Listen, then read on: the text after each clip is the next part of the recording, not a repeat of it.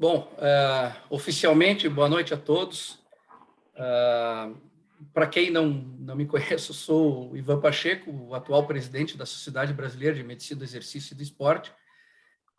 Eu quero agradecer a participação de todos vocês nessa primeira reunião científica de 2022. Lembrar vocês que nós teremos outras reuniões científicas sempre na segunda terça-feira de cada mês. Eu quero fazer um agradecimento especial ao Otto Boni pela parceria nessa primeira reunião científica. É um assunto interessante e eles, com muita disponibilidade, aceitaram participar, a convite do Dr. Marcelo Leitão, nosso diretor científico. Eu espero que vocês aproveitem bastante essa reunião, aproveitem todas as ações científicas que a sociedade vai desenvolver ao longo desse ano. E eu não quero me estender muito aqui, eu quero passar a palavra para o Dr. Fernando Torres, que vai ser o primeiro painelista dessa nossa reunião aí, para falar do assunto dele, e nós vamos seguindo em frente depois. Vocês podem mandar perguntas pelo chat, no final acho que a gente vai ter uma pequena discussão aí. Mas, de novo, obrigado pela participação de vocês, aproveitem a nossa reunião, aproveitem as outras reuniões, e obrigado de novo ao Otto Boni. Fernando. Oi, boa noite a todos. Agradecendo o convite aí, eu só precisava que a Natana liberasse para eu compartilhar aqui.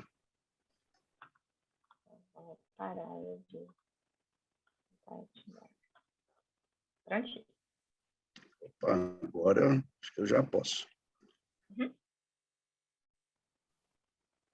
Fernando, eu quero te interromper rapidamente, porque eu acabo esquecendo das coisas. Eu não sou muito bom de palavra, né? Eu preciso fazer um agradecimento especial também à Natana, que está sendo incansável para que essa reunião siga no seu rumo aí, já que a gente de vez em quando apanha do Zoom aqui, ela monta as artes para a gente. Natana, muito obrigado por tudo, viu? Obrigada. Só confirmando aí, os slides estão sendo projetados, né?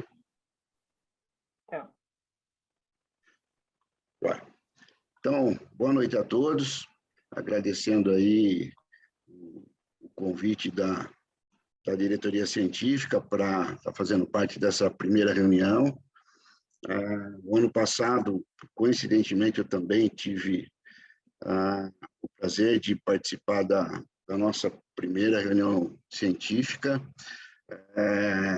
E eu lembro que no ano passado, claro, a gente sabe que estamos começando ainda esse encontro aqui, né? Tem também uma audiência rotativa, que a gente sabe que acaba entrando, saindo, mas eu lembro que o ano passado na nossa primeira reunião, a gente bateu o recorde de inscrições nessas reuniões que já tinham uma tradição já de década, né? Dentro de uma outra parceria, de um outro formato, mas a gente bateu o recorde de inscrições naquele momento, e hoje fiquei sabendo pelo pessoal aí que a gente bateu o recorde do ano passado de inscrições, né? Então, realmente, muita gente interessada no que a sociedade tem a apresentar. Então, eu fico muito contente de estar participando e podendo colaborar aí com esses recordes que a gente tem feito. Isso tudo, na verdade, é um trabalho conjunto de toda a diretoria.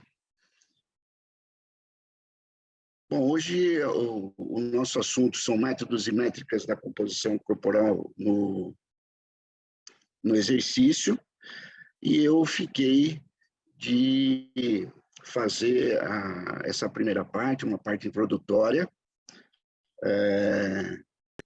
para que depois vocês também tivessem um detalhamento maior de um método, né, já que a gente não conseguiria aprofundar em todos os métodos que são disponíveis. Então, a gente vai dar uma ideia geral e depois a gente vai ter um detalhamento com o Dr. Guilherme e o Márcio. Dentro dos métodos de avaliação da composição corporal, obviamente, o método que vai ser preciso só pode ser o método direto, né? E só é viável em cadáver, e normalmente você pode fazer a dissecação de cadáver, mas existem outros métodos até um pouquinho mais precisos, como o da extração lipídica, mas de qualquer forma não é objeto da nossa conversa aqui, tendo em vista que ele é feito apenas como validação de métodos que a gente possa usar em vivo, né? Então, para nós, o que importam são os métodos indiretos. Dependendo da linha de autores, né, esses métodos indiretos, em alguns livros didáticos, por exemplo, eles aparecem como indiretos de laboratório e indiretos de campo. Em outros, eles podem ser chamados simplesmente de indireto propriamente dito ou método duplamente indireto. Fora, então, o método que é realizado em cadáver, onde aí sim você tem a possibilidade de pesar, vamos dizer assim, a gordura daquele corpo analisado, né? E por isso mesmo só pode ser com cadáveres, né? Nós temos aqui, entre os métodos, que são vários, diga-se de passagem, né? Mas entre os métodos de laboratório, a tomografia computadorizada, a ressonância magnética, a pesagem hidrostática, o DEXA, o pletismógrafo, entre muitos outros existentes e disponibilizados. Entre os métodos de campo, também chamados duplamente indiretos, né, nós temos as dobras cutâneas, o método de dobra cutânea, o método da bioimpedância elétrica, também entre outros disponibilizados. Obviamente, até para entender um pouquinho essa história do duplamente indireto aí, né, esses métodos chamados métodos de campo, que são os métodos que a gente tem maior acesso, até economicamente falando, e pelo tamanho do equipamento, pela portabilidade, por isso que eles são chamados métodos de campo, né? Mas eles também têm essa denominação duplamente indireta, e dá para entender rapidinho isso. Por quê?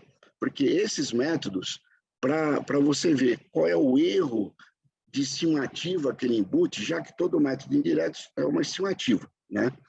E todo método que tem uma estimativa, ele tem o seu erro padrão dentro dessa estimativa. E, normalmente, esses métodos mais simples, vamos dizer assim, eles são validados comparativamente a métodos com uma tecnologia, uma precisão melhor, que são os indiretos, também chamados métodos de laboratório.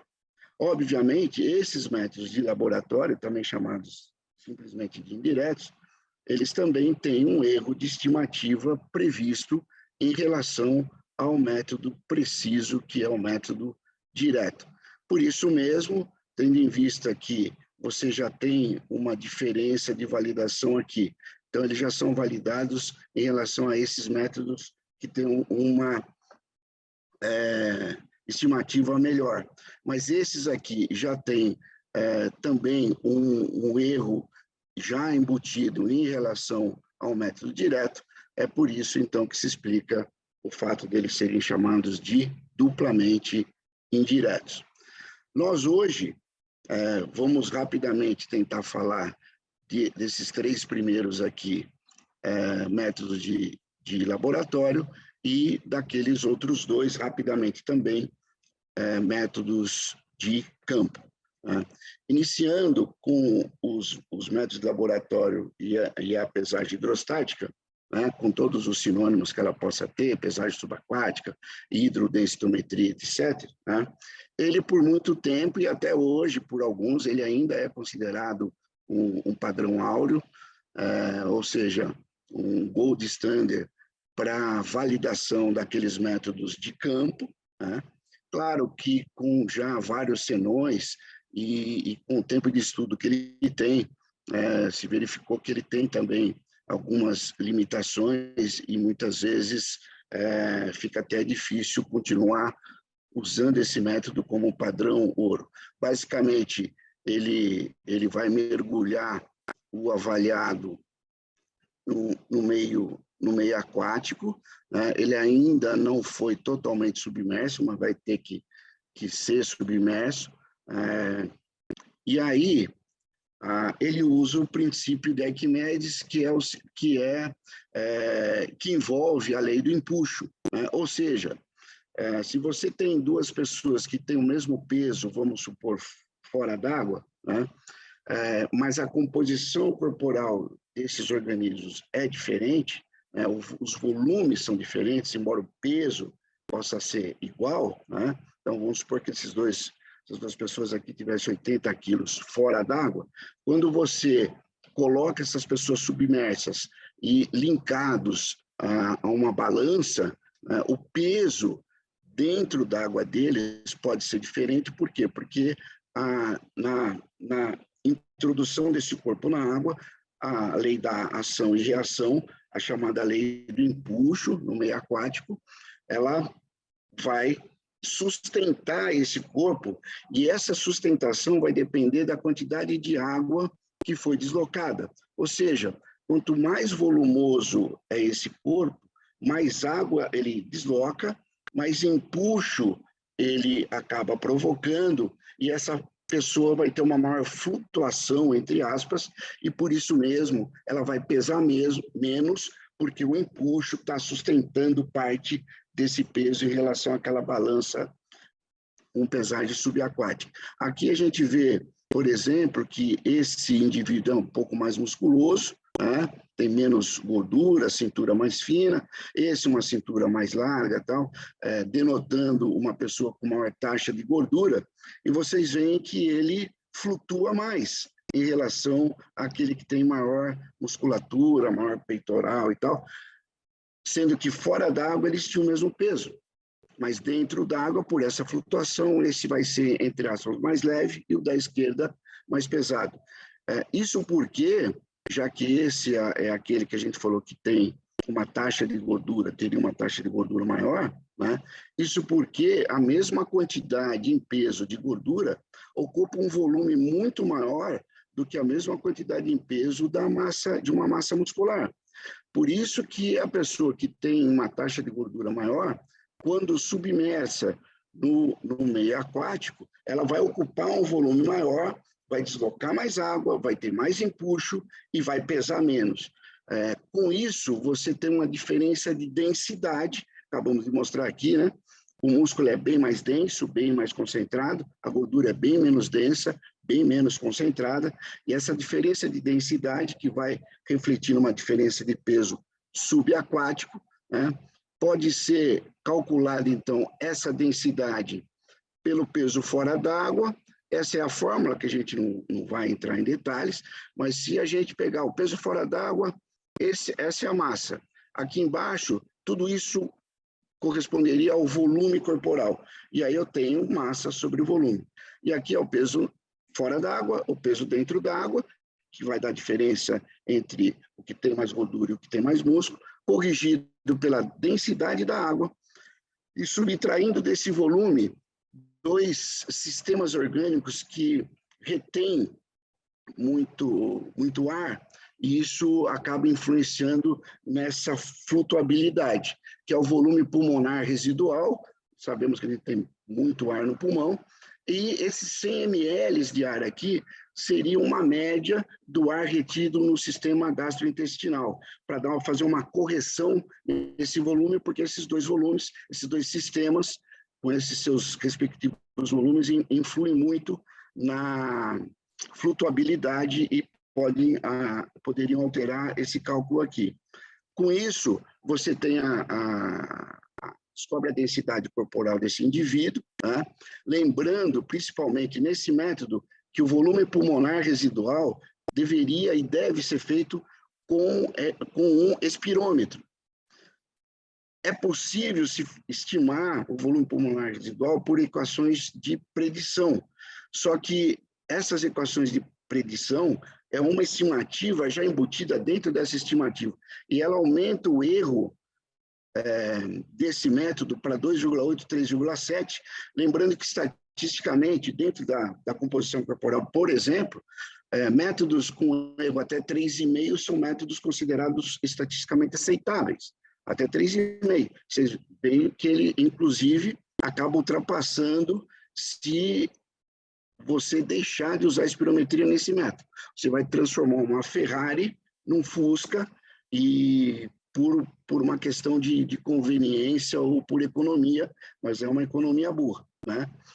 Dentro das condições ideais, sendo feito com espirometria e tudo mais, o erro padrão estimativa desse método, em média, fica em 1%, 0,8 a 1,2%, podendo, dependendo da etnia, com estudos mais recentes que foram feitos, chegar até 2,5%, tá? Isso segundo o Guidelines do Colégio Americano de 2014. Mas são erros bem dentro do aceitável, né? E aí aquela densidade calculada pode ser colocada nas equações mais comuns existentes, e aí você acaba fazendo a estimativa da taxa de gordura corporal. As desvantagens desse método, embora ele seja um método referencial, né, é um método que precisa de um pessoal especializado, né, inclusive o espirometrista, o equipamento, como vocês viram lá, o equipamento que você precisa mergulhar a pessoa dentro do ambiente aquático, ele é um equipamento grande, né, não dá para colocar em qualquer lugar, né, é caro, até porque também tem o espirômetro junto com ele, que também encarece o equipamento como um todo, né, é um procedimento bastante complicado e demorado, porque imagina que você tem que mergulhar esse indivíduo, existe toda a movimentação da água, a balança demora para estabilizar, ele precisa fazer a medida do volume pulmonar residual, isso acaba não dando tempo e a pessoa, por muitas vezes, não termina todo o procedimento de pesagem, de espirometria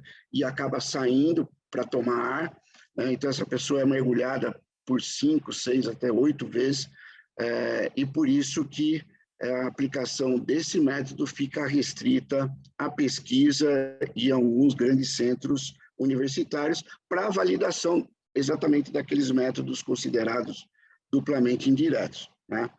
Evoluindo aqui, a gente tem também o Pletismor, a marca comercial mais conhecida e disponibilizada aqui no Brasil, por exemplo, é o BodyPod, né, que é essa câmara de ar aí, ele na verdade, tenta usar a mesma filosofia da pesagem hidrostática, que é a pessoa com maior taxa de gordura para o mesmo peso ocupa maior espaço, a pessoa com musculatura mais concentrada ocupa menos espaço, só que agora dentro dessa câmara de ar, o deslocamento não é mais de água, e sim do ar propriamente dito, a gente já tem os volumes previamente conhecidos, e aí você coloca a pessoa lá dentro, existe essa medida do deslocamento de ar dentro dessa câmara aí, e também se obtém a diferença de densidade, com a pessoa com maior taxa de gordura deslocando mais ar e a com menor taxa de gordura deslocando menos ar.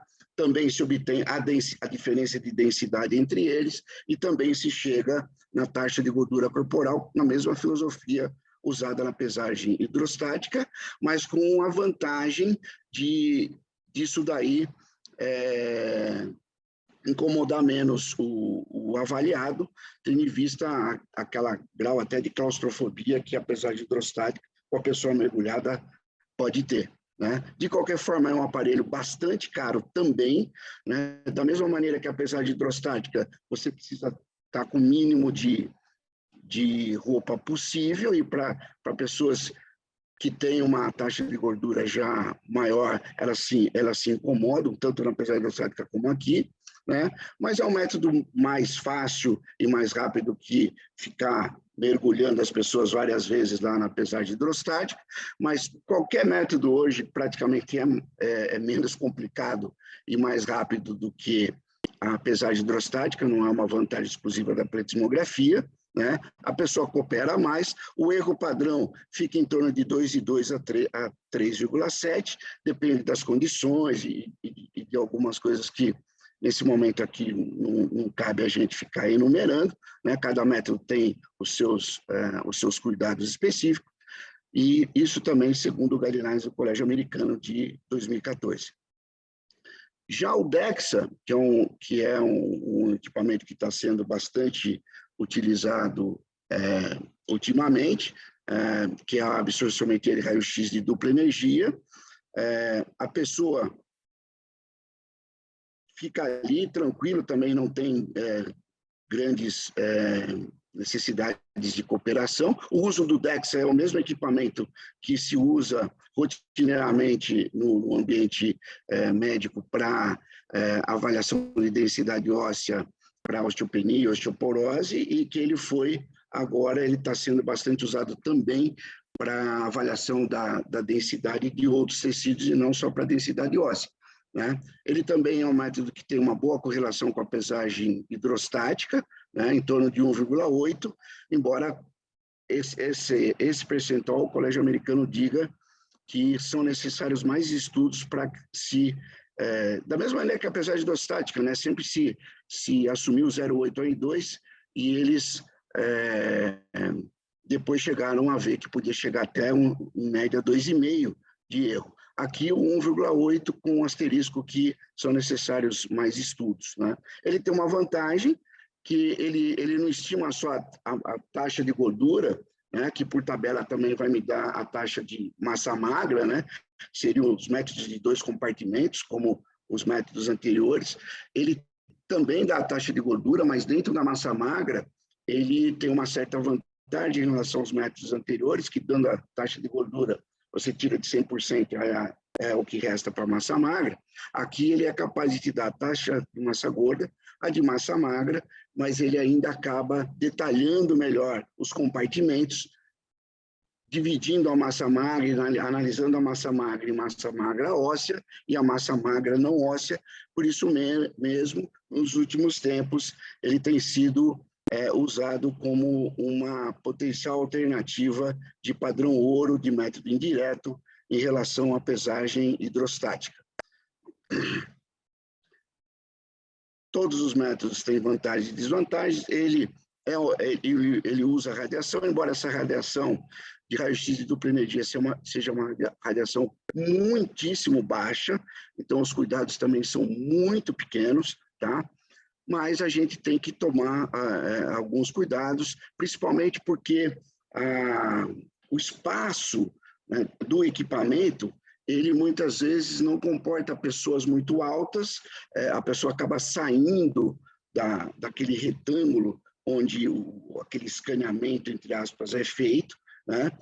Pessoas também muito obesas podem não caber nas laterais, e os equipamentos hoje estão sendo feitos gradativamente, se acomodando a esse tipo de limitação, mas precisa tomar esses cuidados aí, lembrar dessas limitações. Também, toda vez que você muda de laboratório, né, você também tem que lembrar que muda um pouco a tecnologia do equipamento para outro, e você deve manter o acompanhamento sempre naquele mesmo equipamento, para não ter problema de reprodutibilidade de um aparelho para outro de DEXA em outro laboratório, né? E finalizando com os métodos indiretos, também chamados métodos duplamente indiretos, também chamados indiretos de campo. Os dois que estão mais disponíveis aí no nosso dia a dia, um deles é o método de dobra cutânea. Lembrar que são muitas equações existentes, são centenas de equações, então, para o avaliador escolher uma equação já é difícil, ele escolher aquela que se adequaria melhor ao seu avaliado, né? É um método que parte de alguns pressupostos, muitas vezes em equações que são as gerais, por exemplo, elas misturam homem, mulher, criança, adulto, e isso faz com que alguns pressupostos de distribuição de gordura interna e externa, né, que é a subcutânea eles tratem como sendo similar, e a gente sabe que essa distribuição de gordura para ambos os sexos, ou para idades, para idosos, para crianças, para adolescentes, não é a mesma, mas eles partem desse pressuposto, e isso compromete um pouco o erro de estimativa que eles embutem, mas se você conseguir contornar tudo isso aí, o que não é fácil, né, você teria um erro em torno de 3,5%, que eu falei que é o máximo estatisticamente aceitável. Mas isso, se você escolheu a equação correta, isso se a habilidade de quem está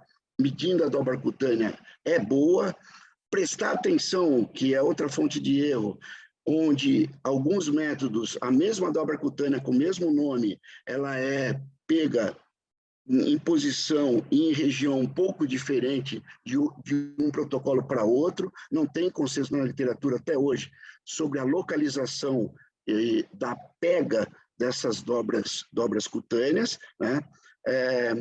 Existe um problema muito grave de erro interavaliador, porque depende muito da experiência de um avaliador para outro, então uma mesma pessoa pode ter valores diferentes, mesmo que se use o mesmo método, né? A escolha da equação também é um problema que a gente já falou. A qualidade do compasso também pode dar medida diferente, né? Pessoas muito idosas, pela flacidez de pele, a pega também acaba sendo comprometida, e as pessoas muito obesas, na verdade, o compasso acaba não conseguindo penetrar e fazer a medida daquela pega e fica só beliscando. Então, ele tem limitação também nesses dois grupos populacionais. Se você for ver, a maioria dos erros na dobra cutânea, ele está relacionado com o avaliador. O avaliador que escolhe a equação é o avaliador que é experiente ou não, o avaliador que erra ou não a localização da prega, o avaliador que compra um compasso melhor ou pior. Então, a maior parte das fontes de erro da dobra cutânea está relacionada com o avaliador. E, por último, a bioimpedância elétrica, com seus vários tipos, né? Essa à esquerda é a tetrapolar, que você coloca eletrodos tanto no superior quanto no inferior, né? Essa é uma bipolar, né? Então a pessoa fica em pé, ela já é uma balança também, mas aí a corrente só passa de um membro para outro. Essa é uma bipolar de membro inferior, essa já é uma bipolar, uma tetrapolar já totalmente colocada. Essa é uma bipolar de membro superior, né, que a pessoa segura como joystick e só passa a corrente pela parte superior do corpo. E aí algumas evoluções, né? Essa aqui segmentada, ou seja, ela faz a passagem da corrente tanto aqui embaixo, mas aí ela também tem esse manete, vamos dizer assim, que também passa aqui em cima, já começando a acoplar métodos só da parte inferior com métodos da parte superior, né? Evoluindo para esse método da direita aqui, né? Que já são 8 eletrodos, né? 8 polos, e isso, inclusive, vai ser objeto da apresentação que vai me suceder. Só para a gente poder introduzir o método aí, é um método que mede a oposição ao fluxo de uma corrente alternada, que não dá choque, não dá nada, né, bem tranquila, mas a gente sabe que existe uma resistência maior na passagem da corrente elétrica na gordura, porque gordura quimicamente não se mistura com água, vocês sabem disso, e o músculo, ele tem, arredondando, em torno de 70% de água nele. Isso vai ser bem explanado pelo Dr. Giorelli e o Márcio, né? E lembrando também que existem aparelhos que passam essa corrente com frequência única e multifrequencial, e são evoluções do equipamento justamente para que esses erros de estimativa que qualquer método indireto tem, possam a vir cada vez ser mais reduzidos. De uma média geral, pensando nos equipamentos mais convencionais aí, né, se calcula também um erro próximo de 3,5, mas sempre com sendo cumpridas os requisitos e os protocolos de cada método, como a gente já comentou. Ele tem a vantagem de não exigir habilidade nenhuma, como a dobra cutânea tem, porque é só ligar o equipamento e ele faz o trabalho para você, né?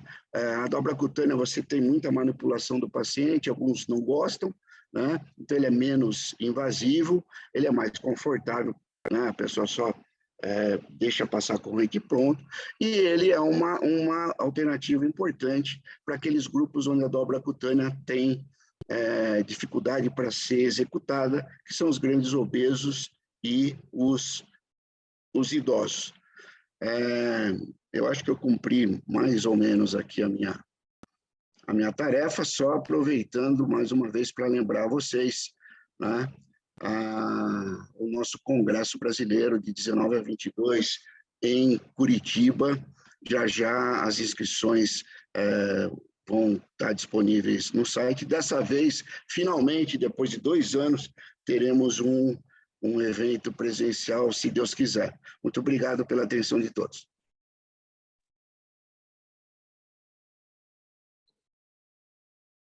Obrigado, Fernando. Parabéns pela brilhante apresentação.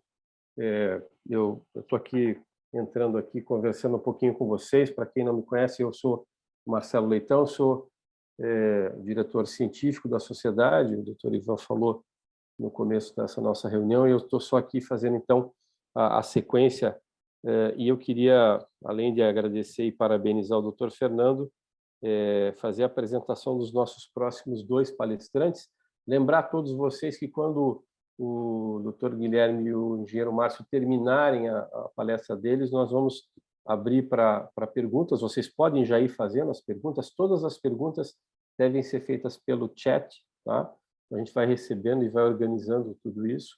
E aí, então, no final da palestra do Guilherme e do Márcio, a gente vai poder começar a fazer um debate, uma discussão com vocês. Eu quero apresentar os dois. O Márcio Pinho é engenheiro eletrônico, especialista em equipamentos médicos e é diretor técnico da Ottoboni, que é a nossa parceira e que é a nossa apoiadora desse evento de hoje, e o Dr. Guilherme Giorelli, que é especialista em medicina do exercício e do esporte. Ele é diretor da Sociedade de Medicina do Exercício e do Esporte do Rio de Janeiro, também é médico nutrólogo e coordenador da pós-graduação de nutrologia e endocrinologia pela Universidade Estadual do Rio de Janeiro. Doutor Guilherme, Márcio, muito obrigado aí pela participação de vocês. A palavra está com vocês dois. Muito obrigado, doutor Marcelo. A gente quer agradecer muito o convite, a honra de estar aqui. Agradecer as palavras suas, doutor Ivan, doutor Fernando, e especialmente doutor Fernando, que fez a introdução para a gente. A gente precisa só que alguém descompartilhe isso, que a gente compartilhe o nosso slide. E para vocês entenderem, então, como é que vai funcionar, eu sou médico, então, sou diretor da regional aqui do Rio de Janeiro, da Sociedade de Medicina do Esporte do Rio de Janeiro, e o Márcio é engenheiro. Então, como o doutor Fernando mostrou tão bem, os aparelhos todos, eles foram criados para avaliar a composição corporal, e desde que eles foram criados, eles foram sendo atualizados, né? Então, especialmente o que cabe a nós, que é falar da bioimpedância, é mostrar um pouco desse caminho até chegar nas bioimpedâncias multifrequenciais segmentadas. Então, qual é a diferença da bioimpedância que surgiu na década de 50 para a que tem hoje? Então, o Márcio Pinho vai mostrar principalmente a parte da discussão de como vai funcionar, como funciona o aparelho, e, por outro lado, eu vou tentar puxar mais para a prática clínica para a gente poder aprofundar essa discussão. Então, sintam-se à vontade, por favor, para mandar as perguntas e a gente vai mostrar um pouco essa evolução até chegar na prática clínica. Então, vamos lá, Márcio? Vamos lá. Bioimpedância, então, é um assunto que eu sempre gosto muito de falar, porque já trabalho com isso já há bem uns 17 anos e tenho com resultados muito gratificantes. E, como o Guilherme já vinha dizendo, ela vem evoluindo bastante. A tecnologia atual conseguiu uma precisão, uma praticidade muito boa e tem sido, então, utilizado em diversas áreas. E é importante enfatizar, né, Márcio, isso que o doutor Fernando mostrou, é que muitas diretrizes, quando eu vou falar de composição corporal, eles têm uma tendência a colocar os métodos dentro de uma grande avaliação só. E aí a bioimpedância, principalmente, como existem vários modelos, vários formatos que ele mostrou, se você não olhar cada uma, parece que a variação entre a bioimpedância é muito ampla, mas a gente vai mostrar para vocês por que se evoluiu para falar de um aparelho multifrequencial e segmentado. Então, a primeira coisa que aparece quando você vai pensar numa bioimpedância, quase todo mundo pensa nesse perfil de aparelho, e o paciente mesmo no consultório fala para a gente, eu fiz aquela balança ali, tá? Então, a verdade é que a balança é uma das tecnologias que tem integrada nesse perfil de bioimpedância, né? Que é um perfil de bioimpedância que faz sentido quando você está avaliando um paciente ambulatorial, tá? Porque existem aparelhos que são pensados no paciente a nível hospitalar, que está internado numa UTI, que são os aparelhos que avaliam o paciente já deitado. E é importante entender essa diferença, porque o paciente, quando muda de posição, ele precisa de um tempo até que haja um ajuste entre a distribuição dos conteúdos de água. Então, se o paciente vem caminhando o seu consultório, faz mais sentido fazer um aparelho em pé. Se o paciente está lá deitado ao leito, faz mais sentido. Você tem menos viés de confusão um aparelho deitado. Mas, dito isso, os dois são multifrequenciais e os dois são segmentados, né, Marco? Exatamente. Dependendo da aplicação. O equipamento para ambulatório, quer dizer, se o paciente deambula, é muito mais prático fazer naquele que já tem com a balança, que ele já pesa ali, ele já vem em pé, já vem na posição que vai executar o teste, então fica bem mais prático e bem mais rápido.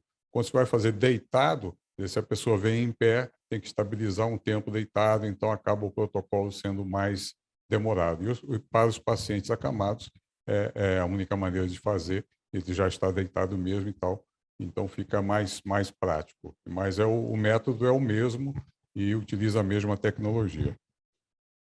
Acho que talvez uma grande diferença é que esse aparelho deitado não tem a balança acoplada, né? Tem que colocar o peso do paciente à parte. Você precisa da informação do peso obtido de alguma outra forma. Então, esse sistema da pessoa se coloca em pé na balança, faz contato com 2 eletrodos para cada pé e 2 eletrodos para cada mão. Então, são um total de 8 eletrodos, a pessoa fica conectada a esses 8 eletrodos e o equipamento, o computador do equipamento vai comandar como é que vão ser feitas as medições para que se obtenha os valores de impedância do segmento separadamente. Então, só para enfatizar, né, Márcio, só existem 2 polos, né, o positivo e o negativo.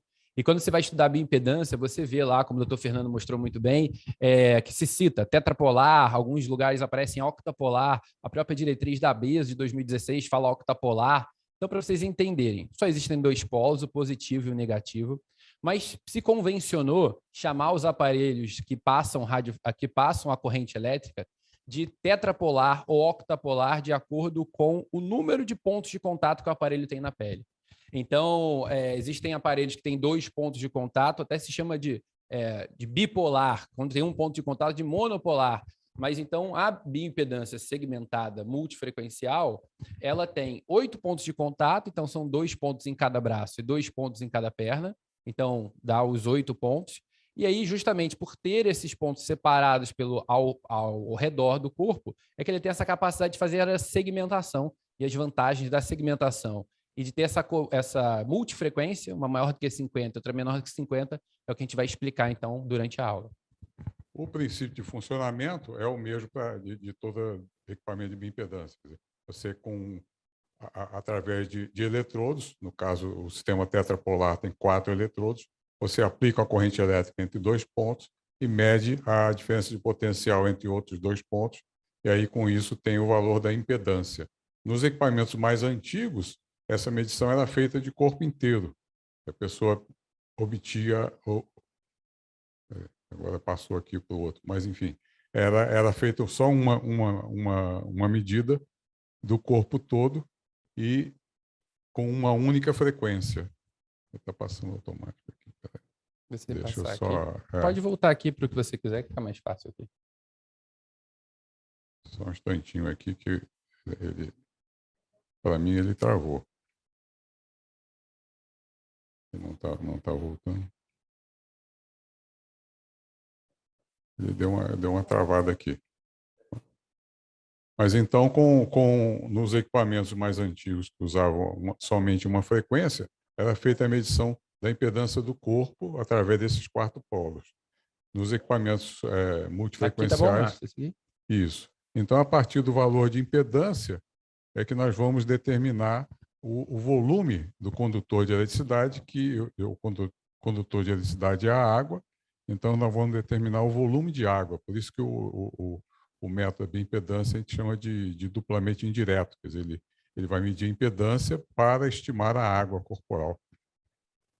E depois, a partir da água, você estimar a massa livre de gordura com base num percentual bastante fixo que existe da água dentro da massa livre de gordura. Então, a partir da água, estima a massa livre de gordura e depois, a partir da massa livre de gordura, subtraindo da massa total que foi pesada na balança, temos a estimativa da gordura. Então, esse é para ilustrar o princípio básico de funcionamento da bioimpedância. Então, aquilo, a pessoa que tenha mais massa muscular tem mais água corporal, tem impedância menor. A pessoa que tenha menos massa muscular ou mais massa de gordura tem menos água e tem uma impedância maior. Então, esses conceitos, Márcio, são importantes ser enfatizado, que é uma pergunta comum, né, quando a gente vai discutir composição corporal com colegas que não estudam o assunto, até com o próprio paciente, é achar que quando você perde gordura ou você ganha massa muscular, que você só está ganhando ou perdendo a parte só está perdendo o tecido muscular ou tecido gorduroso, né? Como se o tecido fosse uma coisa só. Então, é importante lembrar que todas as células têm água intra e extracelular. E quando a gente está falando especificamente da diferença de água intracelular em relação a músculo e gordura, o tecido muscular tem mais água intracelular do que o tecido gorduroso. Então, o paciente, normalmente, quando evolui com aumento da massa muscular, ele costuma evoluir com aumento de água intracelular. Quando o paciente tem um aumento da gordura corporal, não é tão significativo quanto se ele estivesse ganhando a mesma quantidade de massa muscular quanto de gordura. Então, essa tecnologia então, mais avançada de bioimpedância, isso é importante lembrar, que os equipamentos de bioimpedância diferem muito entre si. Os equipamentos com tecnologia mais avançada vão trabalhar com eletrodos de contato, sendo que são 8 eletrodos para fazer aquela segmentação, vão trabalhar com múltiplas frequências, né, para se conseguir discriminar a água intracelular de água extracelular e, com isso tudo, dispensar a utilização de equações, né, aquelas equações que os equipamentos antigos de bioimpedância utilizavam para tentar reduzir a margem de erro, quer dizer, equações que levavam em conta idade, sexo, se é praticante de atividade física ou não. Então, era um horror, porque você tinha uma equação para cada tipo de população e essas equações partindo de pressupostos do tipo idosos sempre têm menos massa magra, mulheres têm menos massa magra do que homens, esse tipo de coisa. Então, você não utilizar esse tipo de equação, você não cria nenhum tipo de viés e é a situação ideal, mas isso só foi atingido depois dessa evolução da tecnologia que se conseguiu dispensar essas equações e, inclusive, ampliar a utilização da bioimpedância, né? Ficar mais fácil do que você ficar procurando qual é a equação que melhor se adequa àquele paciente que você está analisando, né? Então, o ponto é, quando ela é diretamente segmentada, ou seja, octapolar, tem os 8 pontos de contato, ela faz medições de forma segmentada, como se tivesse análise da corrente elétrica no braço direito, no braço esquerdo, perna direita, perna esquerda e tronco. Quando a gente vai falar o fato de ser multifrequencial, é o que fica enfatizado aqui no gráfico para vocês, ó, é que as correntes elétricas que são maiores do que 50 kHz, elas passam por dentro da célula, então elas conseguem avaliar o meio intracelular. E as que são menores do que 50 kHz passam pelo meio extracelular. E a importância disso é que dessa forma ela consegue diferenciar o que é massa muscular e o que é edema, tá? E dessa forma começa a ter mais precisão e a gente consegue ter mais acurácia na hora de fazer o método. Deu uma outra travadinha aqui. Deixa eu ver se é o próximo. Aqui mostrando, então, só ilustrando essa segmentação, né, com a medição de cada membro separadamente, o tronco principalmente. E aqui a gente vê nesse quadro, que está à direita, num equipamento que utilize 6 frequências e meça os 5 segmentos corporais, ele faz 30 medições de impedância. Então, é uma situação bastante diferente daqueles equipamentos antigos que faziam uma única medição. Então, aqui se tem uma informação muito mais detalhada, né, de todo o corpo, inclusive com várias frequências, obtendo o grau de penetração da corrente em diversas frequências. E a outra informação importante de ser avaliada, então, é que como os eletrodos não são fixados pelo operador do aparelho, os pontos são fixos nos pés e nas mãos, a variabilidade intramétodo é menor, porque a distância tem uma acurácia maior. Então, é um aparelho que tem entre suas grandes vantagens, que ele tem uma baixíssima interferência do operador e tem uma baixa alternância também quando se faz o método mais de uma vez. Isso é um ponto extremamente importante, que é a reprodutibilidade, né, da medição, que isso conta para a precisão do método afinal, né? Então, você ter um método que você tenha uma leitura que você diga, existe um certo erro em relação à estimativa dela em relação ao método ouro, mas que esse erro seja constante e que você reproduz, você faz várias medições e ele sempre dá a mesma leitura, você tem uma reprodutibilidade muito boa, e isso colabora na precisão do método. Então, a utilização dele se torna muito mais segura a partir do momento que você pode usar aquele valor como referência.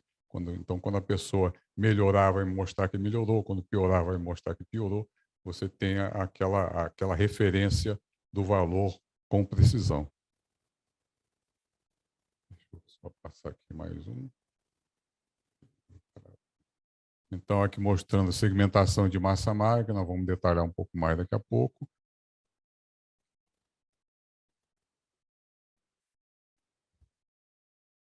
E em relação à questão da frequência, uma frequência é uma corrente com a frequência abaixo de 50 kHz, consegue só passar pela água extracelular. E correntes com frequência acima de 50 kHz consegue atravessar a célula e estimar a água total.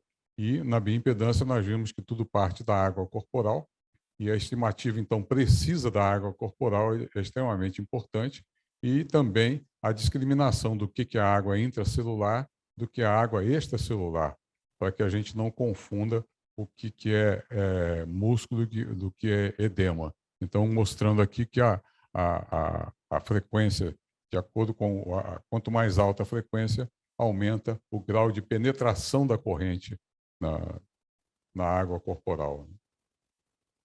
E é importante lembrar, né, Márcio, que justamente essa capacidade de avaliar água intra e extramuscular é quase que entender a origem da bioimpedância, né? A bioimpedância ela foi desenvolvida durante muito tempo com o objetivo de avaliar a pacientes renais, então para avaliar como é que estava a taxa de filtração, se estava eficiente ou não. Então essa análise de água tem muito avançada já nesse perfil de paciente, e com o tempo talvez a gente até entenda melhor qual é o perfil de utilidade da alteração de água intra e extracelular em outros perfis de paciente, como até o próprio paciente praticante de exercício físico e os atletas.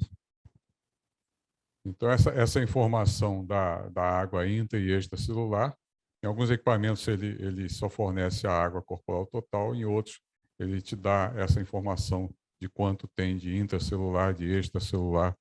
Então, a gente consegue avaliar o grau de edema, o nível de saúde celular, e tem uma série de informações que vêm junto. Então, os equipamentos eles vão ser diferentes entre si em termos de número de frequências. Vão ter equipamentos de 2 frequências, de 3 frequências, 6 frequências, e agora temos modelos também até com 8 frequências, e com frequências altíssimas.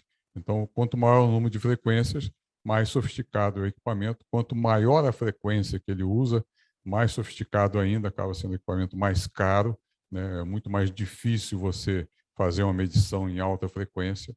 e quanto maior a frequência, acaba conseguindo ser mais preciso e ter mais detalhes nas avaliações.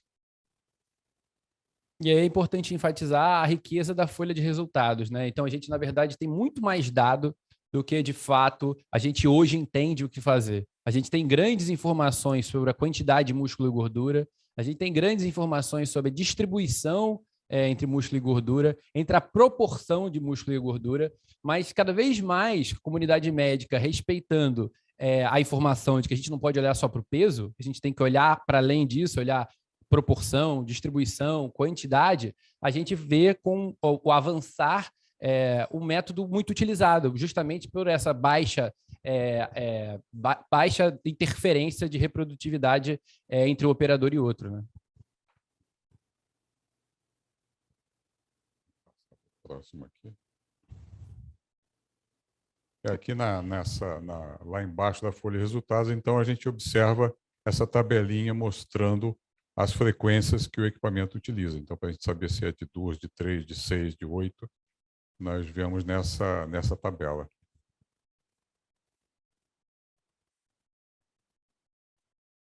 E logo na sequência, né, Márcio, a gente percebe as diferenças das frequências em cada perfil de aparelho, né? Isso. E é importante enfatizar que especificamente, todos esses aparelhos aí têm pelo menos uma corrente elétrica maior do que 50 kHz e outra menor, que isso já torna ela multifrequencial. E aí, quanto mais frequência tem, maior a precisão, né? Para ser chamado de multifrequencial tem que ter pelo menos duas, né? E assim, aquele que tem duas a gente observa que uma é 20 outra é 100, então uma abaixo de 50, outra acima de 50. E a gente tendo esses valores, essa informação desses valores, você não vai fazer nada com isso porque o computador do equipamento faz para você. Mas é interessante ver que ele mediu, quer dizer, toda a estimativa que sai naquela folha partiu de medições que você consegue observar se foram bem feitas, se tem valores coerentes. E assim, na folha de resultados, ele vai te mostrar, né, todos esses parâmetros, todos eles relacionados, obviamente, com gordura, músculo e água. Então, vai derivando vários parâmetros a partir, né, desses compartimentos da composição corporal. Nesse quadro, primeiro, ele vai te mostrar a composição corporal no modelo de 4 compartimentos, água, proteína, minerais e gordura. É um modelo clássico de composição corporal, você vai lá para os livros de composição corporal, sempre vai falar nesse modelo de 4 compartimentos. E aqui a gente já tem uma ideia, né, no geral, de como está a composição corporal da pessoa, né? A gente observando que a bioimpedância parte lá da água corporal, né, para, em seguida, não consigo passar aqui na mesma velocidade, em seguida estimar a massa livre de gordura a partir da água corporal, e aí depois subtraindo o peso, né, a massa corporal total menos a massa livre de gordura, eu estimar a gordura corporal. Começando da água corporal, lembrando que nós temos a água intracelular e extracelular, que vai ser estimada a partir do sistema multifrequencial.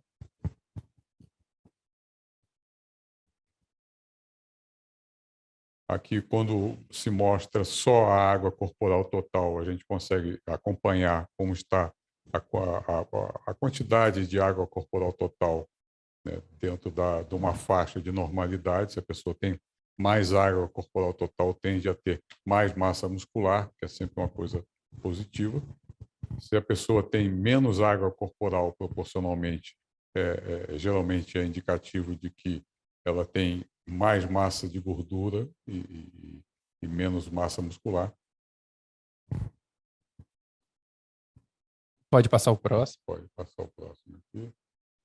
Então, a gente sabe que quanto maior a proporção de água extracelular, é pior, quer dizer, a pessoa tem aquela proporção média, né, normal, mas se essa proporção estiver aumentada, é sinal de doença, no fim das contas. E quanto maior a proporção de água intracelular, é sempre sinal de saúde, sinal de maior volume celular, maior integridade de membrana celular, maior massa muscular, enfim. Então, o acompanhamento desses dois compartimentos te dá informações bem relevantes. Aqui para o próximo. Então, a água intracelular está diretamente relacionada com a massa muscular e ela, por si só, já é um marcador de saúde, né? Ela vai diminuir com a idade, à medida que a pessoa vai perdendo massa muscular, costuma ser maior nos homens e está diretamente relacionada a um ângulo de fase, que é um parâmetro que nós vamos ver mais adiante. Então, todos esses parâmetros, né, Márcio, quando a gente está falando sobre água intracelular, é importante que vocês entendam, porque são parâmetros que servem para a gente entender a quantidade de massa muscular e a distribuição. Em última análise, a gente tem visto cada vez mais os trabalhos que são publicados sobre longevidade, e quando o paciente tem mais massa muscular, e principalmente massa muscular nos membros inferiores, que isso melhora a funcionalidade dele e melhora a sobrevida. Então, um pouco antes de começar, o professor Marcelo Leitão estava falando que o congresso desse ano da Sociedade Brasileira de Medicina do Esporte, em outubro, vai ter como tema longevidade, e a longevidade ela passa muito por a gente entender que as pessoas não evoluem de forma igual. Então, se a gente não está medindo quanto um paciente tem de gordura e músculo, como ele está evoluindo, a gente tende a imaginar que todo mundo vai perdendo massa muscular de forma igual. E o que se observa quando você começa a medir é que essa perda ela não é igual, e mais interessante ainda, que existem pacientes que em algum momento da vida começam a prestar atenção na alimentação, no exercício, ou seja, nos princípios da medicina do exercício e do esporte, e que isso muda completamente o prognóstico. E aí isso muda o prognóstico em vida, ou seja, o paciente percebe o quanto essas mudanças melhoram, entende o que está acontecendo e isso aumenta o engajamento. Então, talvez uma das grandes vantagens de fazer um método que tem alta reprodutividade e que você pode fazer com bastante frequência no paciente é colocar o paciente no centro do tratamento, ou seja, ele entendeu o que está acontecendo com sua evolução e aí, com certeza, ele começa a ter mais atenção para suas condutas. Porque se ele olhar só para o peso, hoje mesmo a gente tive um paciente assim que chegou dizendo, doutor, eu evoluí com tudo que o senhor mandou. E aí a diferença do peso era de 200 gramas. Quando a gente vai olhar o quanto ele perdeu de gordura, quanto ele perdeu de massa muscular, quanto ele ganhou de massa muscular e perdeu de gordura, aí dá para entender o que de fato está acontecendo e ajustar a conduta, né? Acho que a informação é importante. A composição corporal e a bioimpedância ela é muito interessante porque é bastante rica de parâmetros, né? Se ela parte da água corporal, essa informação de água intra e água extra também já te dá uma visão adicional sobre várias situações. Isso só a bioimpedância que vai te dar. A DEXA faz a seco, a DEXA não enxerga a água. É interessante, né? Ver a diferença dos métodos, eles acabam se complementando em várias situações. Então, aqui é uma folha típica de resultado de composição corporal. A água extracelular, por sua vez, ela geralmente é avaliada em termos de proporção da água extracelular em relação à água corporal total. E essa proporção é mostrada nessa taxa de água extracelular que aparece nessa tabela. E aí ele mostrando dentro de uma faixa normal, quer dizer, aí você consegue avaliar se a pessoa tem edema, sarcopenia ou um pouco de cada.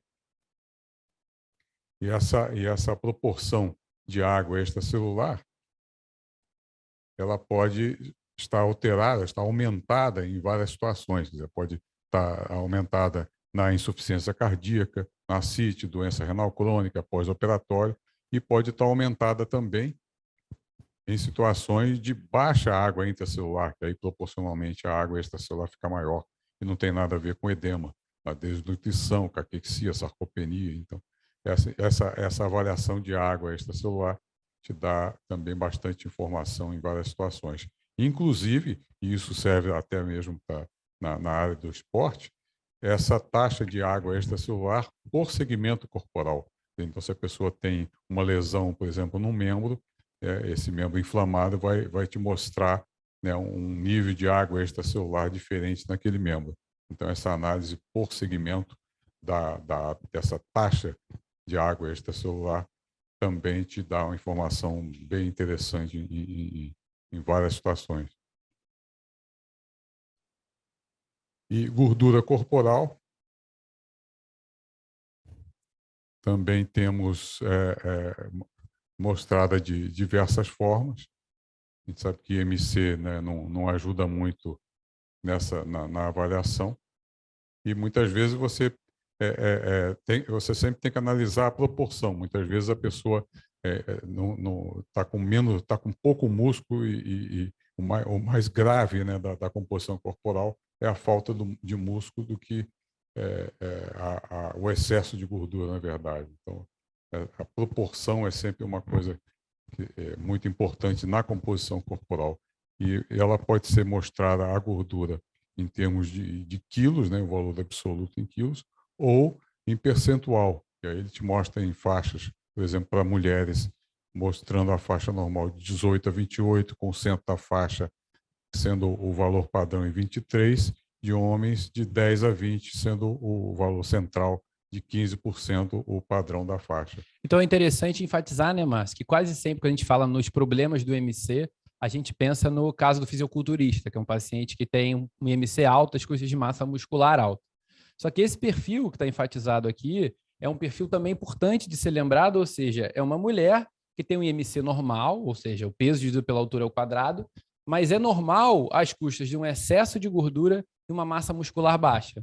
Então, hoje, uma das maneiras de se entender a obesidade não é excesso de gordura absoluta, e sim um excesso de gordura relativa, ou seja, proporcionalmente à quantidade de massa muscular que ela tem, a gordura está aumentada. Então, olhar para o percentual de gordura é uma das maneiras que os estudos de obesidade têm caminhado, porque é uma paciente que não vai ter um grande volume corporal, mas tende a ter alterações e risco cardiovascular, justamente por estar havendo um excesso de nutrientes e uma baixa massa muscular, o que diminui a atividade anti-inflamatória do tecido muscular, né? E nesse exemplo de baixo, ao contrário, né? Você observa já um homem com IMC bastante alto e o percentual de gordura normal. Então, vê que o principal realmente é a avaliação do percentual de gordura. Aqui agora mostrando, está travando aqui para mim, fica chato essa demora, desculpem aí.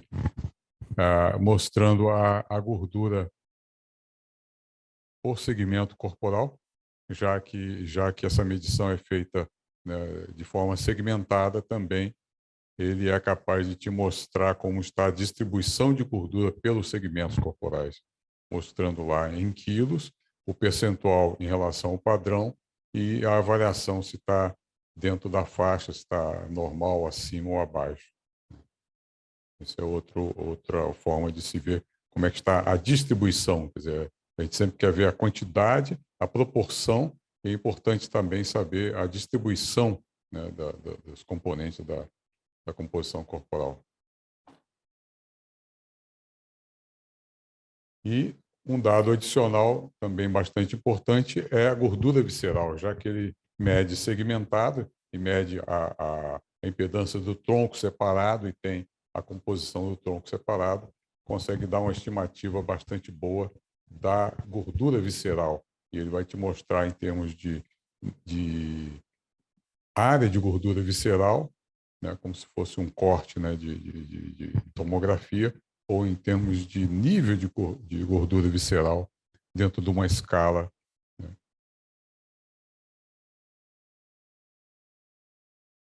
Ali embaixo está em nível de gordura visceral, em cima, em área de gordura visceral, como se fosse um corte. Ali aquela linha do 100 seria 100 centímetros quadrados, seria o ponto de corte. A gente sempre quer estar abaixo de 100 centímetros quadrados para estar num nível de menor risco. E a massa muscular esquelética também é mostrada dentro de um quadro da folha de resultados.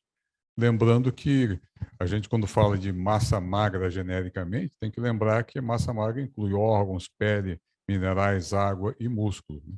Mesmo quando a gente fala de músculo, tem que dizer, pode estar falando de músculo liso, músculo cardíaco e músculo esquelético, que na verdade é o principal dentro de uma avaliação de composição corporal, é saber como é que está a musculatura esquelética da pessoa. E isso, a bioimpedância multifrequencial é capaz de te dar uma estimativa muito boa, principalmente pela segmentação também, né? A massa muscular esquelética, então, a bioimpedância multifrequencial segmentada, ela consegue, então, medir, né, por segmento corporal, e sabemos que 75% da massa muscular esquelética está nos membros. Então, como essa avaliação é feita por segmento, essa avaliação de massa muscular esquelética te dá uma estimativa muito boa. E vai ser mostrado aqui nesse quadro, em termos de proporção em relação ao peso, né? Em relação ao peso, quanto é que a pessoa tem de massa muscular e massa de gordura. Então, a gente consegue avaliar se está com mais músculo, menos gordura.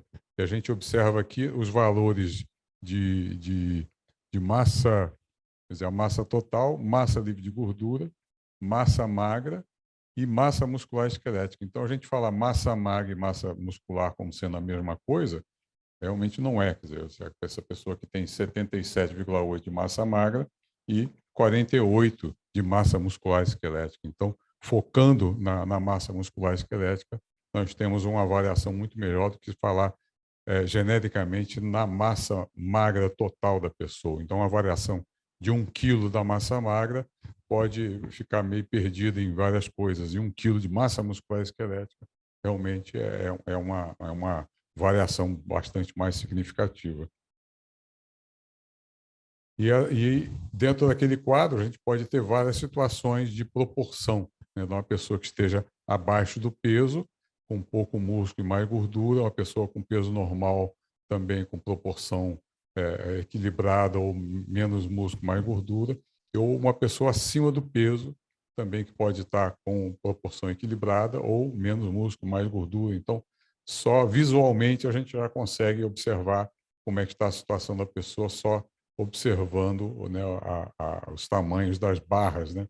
Se a pessoa tem um peso normal, mais músculo e menos gordura, ou um peso normal e com menos músculo, um peso normal com menos músculo e mais gordura. Quer dizer, a pessoa pode ter o mesmo peso, duas pessoas com o mesmo peso e com posições completamente diferentes. Então, você pode ter uma pessoa já com esses 3 parâmetros equilibrados dentro de uma proporção, né? Ele mostra ali no centro da faixa, o 100% seria o padrão para cada um desses parâmetros. 100% para o peso é o padrão do peso, 100 para a massa muscular, o padrão para a massa muscular, e 100 para gordura seria o padrão para a gordura. Então, a pessoa que tenha a proporção igual estaria equilibrada. É importante enfatizar que quando a gente coloca proporcionalmente lado a lado, né, peso, massa muscular esquelética, quantidade de gordura, o pensamento mais intuitivo é que a pessoa, quando engorda, ganha peso, músculo e gordura, e quando emagrece, perde peso, músculo e gordura. Mas o fato é que isso não acontece. As proporções entre os tecidos diferentes dependem da atividade física, dependem das doenças que o paciente tem, depende da sua alimentação, como está a sua capacidade de absorção. Então, dessa forma, a gente consegue diferenciar perfis diferentes de pacientes.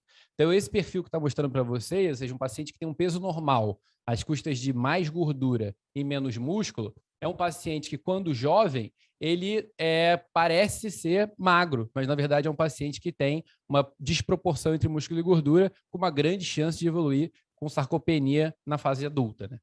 Um próximo perfil de paciente quando a gente coloca em cima, então, peso, no meio músculo, embaixo gordura, é a gente olhar, então, para esses perfis, então, e aí aqui você vê um paciente com obesidade mais significativa e aí também com uma massa muscular ainda menor, ou seja, a mesma quantidade de massa muscular esquelética, só que o paciente com mais gordura ainda provoca uma outra maneira de tratar esse perfil de paciente, né? Aí pode passar o próximo, por favor? E aí aqui a gente vê um paciente claramente sarcopênico, né? Então, um paciente que tem uma quantidade de massa muscular muito abaixo. Então, lembrando sempre que a sarcopenia é uma doença da quantidade, da qualidade muscular, mas dificilmente a gente vê um jovem com esse perfil de desproporção, ou seja, excesso de gordura e com a massa muscular esquelética tão baixa, né? Pode passar o próximo, por favor? Então, a gente vai tendo vários perfis de paciente, e esse talvez seja o perfil mais desejado, né? Você vê que quando você olha lado a lado, ele tem um excesso de peso às custas de mais massa muscular e menos gordura. Então, é sempre importante lembrar que gordura não é quanto menos melhor, né? A gordura é necessária como precursor dos nossos hormônios esteroidais, como precursor da vitamina D. E aí aqui está o paciente, um outro perfil, um paciente obeso, tem excesso de peso, excesso de músculo, excesso de gordura. Então, cada perfil desse que a bioimpedância vai te colocando lado a lado, começa a ser estudado, começa a ser diferenciado. Então, hoje a gente tem como aprofundar mais essa discussão sobre cada perfil de paciente, seja na obesidade, seja na UTI, que são duas áreas que são bastante avançadas dentro da nutrologia. Então, Márcio, agora eu queria falar um pouco sobre essa segmentação também, né? Então, enfatizar que a massa magra nos membros inferiores, a gente tem o quadríceps femoral, então, como nosso maior músculo, tem uma correlação em alguns trabalhos com os níveis de insulina, né? Do paciente após a alimentação. Então, cada perfil de quantidade, distribuição tem sido avaliado. Então, o aparelho pode mostrar para vocês essas duas colunas, em cima em quilo e embaixo o percentual do ideal. E aí, passando para o próximo slide, ele coloca lado a lado a mesma informação, só no outro perfil de gráfico, né, Márcio?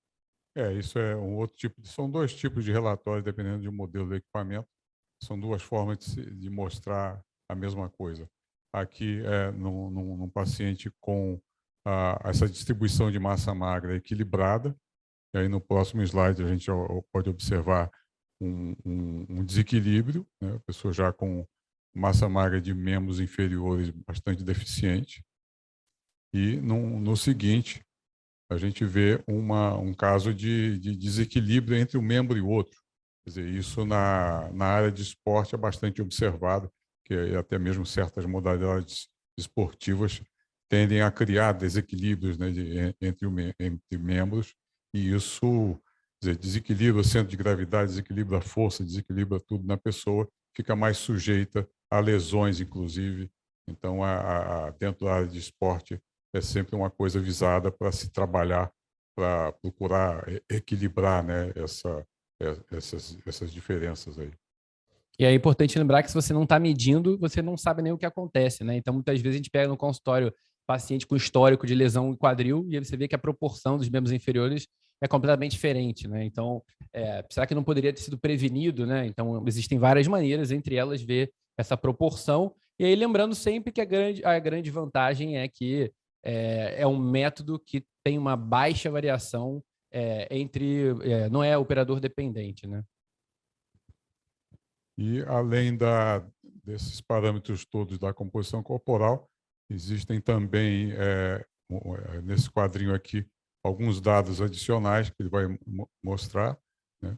Um deles é essa taxa metabólica basal, que é um parâmetro interessante, que ele vai estimar a partir da massa livre de gordura. Ele já fica numa estimativa melhor do que aquelas dadas pelas formas de predição, tipo Regis-Benedict, que pega peso, altura, idade, sexo. Então, se baseia no peso total. Aqui ele se baseia só na massa mais metabólica e te dá uma estimativa dessa taxa metabólica bastante mais realista. Aqui no outro slide, ele vai mostrar ali onde aparece, né, essa taxa, e ela então é calculada a partir, né, usando essa equação que foi desenvolvida fazendo correlação da massa muscular esquelética, da massa livre de gordura com a calorimetria indireta. Então, desenvolveu-se essa equação que serve para ambos os sexos e te dá essa estimativa a partir da massa livre de gordura. Aqui no próximo. Também te dá essa pontuação, que é uma nota só para a pessoa acompanhar a partir de um só número como é que está a evolução da composição corporal dela. Quanto maior a nota, melhor. Tem pessoas que chegam a 100, em casos excepcionais até passam de 100. E um outro parâmetro que só a bioimpedância que dá é o ângulo de fase, que nos equipamentos monofrequenciais, na verdade, era o melhor parâmetro que eles davam, porque é sempre feito a 50 kHz, que é a frequência que eles utilizavam, e só que dando só de um lado do corpo, né, do corpo todo e somente de um lado. E o equipamento que mede segmentado, ele te dá do corpo todo e também o ângulo de fase de cada segmento corporal. E o ângulo de fase é um parâmetro que está correlacionado com qualidade e quantidade de células. Então, é uma avaliação de nível de saúde, né? Nível de recuperação pós, digamos, uma competição mais forte, um treino mais forte. Então, tem várias aplicações, principalmente em pacientes críticos, né? O ângulo de fase muito baixo já é um indicativo de um prognóstico pior. Então, o ângulo de fase é um parâmetro que só a bioimpedância fornece e que também tem várias aplicações em várias áreas. Então, o que a gente observa é que toda vez que a gente tem, então, um método, na verdade, ele abre como se fosse uma janela para um novo mundo. Novo mundo esse de várias medições que podem ser interpretadas e ajustadas. E o ângulo de fase é o método, é uma das maneiras mais antigas de se interpretar uma bioimpedância. Então, através da análise da resistência e da reactância, colocando na fórmula, você chega a calcular o ângulo de fase. Então, isso tem sido muito utilizado em UTI, por exemplo, porque na UTI, quando o paciente crítico chega, se postergava muito a introdução da sua alimentação, e aí foi se mostrando que quanto mais precoce, uma vez estabilizado o paciente, se entrava com essa nutrição, melhorava o seu prognóstico e o ângulo de fase se mostra muito importante. Por outro lado, já que o ângulo de fase é uma medida da quantidade e da qualidade da célula, quando o paciente tem uma grande perda de volume celular, por exemplo, um paciente que fez cirurgia bariátrica, você tem uma diminuição do ângulo de fase, o que, pelo contrário, não mostra uma piora do prognóstico. Então, sempre interpretar não só o resultado, e sim em qual contexto ele está sendo avaliado, né, Marcos? Ele tem a ver com a relação entre água intracelular e extracelular, afinal, né, resistência e reatância. Então, quando existe esse desequilíbrio de água intracelular e extracelular, acaba afetando bastante também o ângulo de fase. E o importante também na bioimpedância que mede segmentado é a postura do paciente sobre o equipamento. Quer dizer, se ele vai medir os segmentos, a impedância de cada segmento separadamente, é importante que esses membros estejam isolados, não encostar braços com o tronco, não encostar uma perna na outra, para que o equipamento consiga medir a impedância de cada segmento separadamente, sem interferência. Isso parece uma coisa simples, mas nos pacientes muito obesos pode se tornar complicado. Muitas vezes é preferível ele fazer de roupa, e aí o peso da roupa nos pacientes mais obesos vai interferir pouco e melhora esse isolamento entre os membros, né? E os preparos para o exame são, lembrando que a bioimpedância é parte da água corporal, né?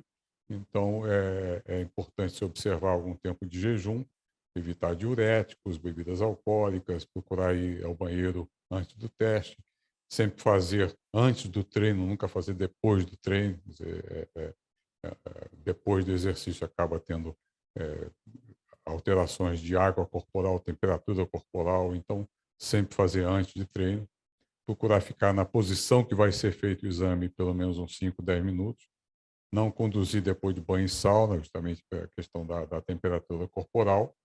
Evitar medições durante o período menstrual, temperatura ambiente, né, dentro de um limite razoável, e procurar sempre conduzir de uma forma consistente. Quer dizer, se você faz uma avaliação, uma primeira avaliação de manhã, você vai reavaliar, procurar fazer também no mesmo período do dia, sempre que possível. A gente sabe que durante o dia a gente o corpo é muito dinâmico, você tem variações durante o dia, então já procurar eliminar mais esse fator aí que pode introduzir algum erro. Na verdade, é simples, a pessoa não deve ficar também com paranoia em relação a esses preparos. E é uma pergunta que sempre me fazem em relação a próteses de silicone, né? Como é que elas se comportam, como é que elas são vistas, né, pela bioimpedância. Quer dizer, como material isolante, ele acaba sendo visto como gordura, enquanto que algum implante metálico é o contrário, como um material condutor, acaba sendo visto como massa muscular. Então, vocês conhecendo o seu paciente, você vai saber o que está se passando, né, com os resultados quando dá alguma coisa estranha. E sempre procurando estar com a pele umedecida para ter um bom contato com os eletrodos, né? Tá com a pele limpa e hidratada, para nunca usar creme hidratante nem limpar com álcool em gel, que aí realmente acaba ocasionando erro na leitura. Então é isso, a gente tentou mostrar bastante das informações, porque quando a gente começa a abrir a janela do conhecimento e descobre coisas que a gente não sabe, na verdade, a gente começa a ter mais dúvidas, né? Então, eu e o Márcio e o Dr. Márcio, a gente está aqui à disposição durante o debate. Quem a gente não conseguir responder hoje, pode mandar as perguntas para a gente também. A gente gostaria de agradecer muito à Sociedade Brasileira de Medicina do Esporte, em nome do Dr. Ivan, Dr. Fernando e Dr. Marcelo Leitão, pela honra de convidar a gente aqui. A gente está aberto para as dúvidas. Ok, pessoal. Excelente apresentação. Parabéns, Márcio, parabéns, Guilherme. E a gente vai abrir aqui, na verdade, as câmeras de quem está participando. Tivemos uma participação muito boa ao longo de todo esse período e temos muitas perguntas. Conforme o Guilherme já comentou, se eventualmente nós não conseguirmos responder a todas as perguntas aqui ainda durante a nossa conversa, elas serão encaminhadas para cada um dos nossos palestrantes e depois vocês receberão essas perguntas posteriormente, tá? Eu queria começar reforçando, então, eu queria ouvir, e aí eu vou pedir para vocês, como a gente tem pouco tempo aqui, para que cada um de vocês nas suas respostas tentem ser o mais breve possível em cada uma das respostas. Eu queria perguntar e reforçar essa questão da importância da manutenção de bons índices de composição corporal e a importância de você ter a condição de avaliar esses índices de massa corporal, de composição corporal, como foi falado, nessa questão da longevidade, e lembrando e reforçando a todos vocês que no final do ano, em outubro, o nosso Congresso Brasileiro aqui em Curitiba vai ter como tema central a longevidade através do exercício, através do esporte. Então, o Guilherme fez um comentário a esse respeito, eu queria reforçar e queria ouvir a opinião, então, do Guilherme e do Fernando rapidamente sobre isso. Guilherme? Bom, a gente, hoje, os grandes longevos não se prepararam para chegar a essa longevidade. A gente não sabia que o ser humano ia passar dos 60 anos, dos 70, dos 90. A partir do momento que a gente tem as pessoas chegando, se começa a investigar o porquê essas pessoas chegam e estudos observacionais vão tentar olhar pontos que têm em comum. E aí, todos os estudos são unânimes em falar em independência física.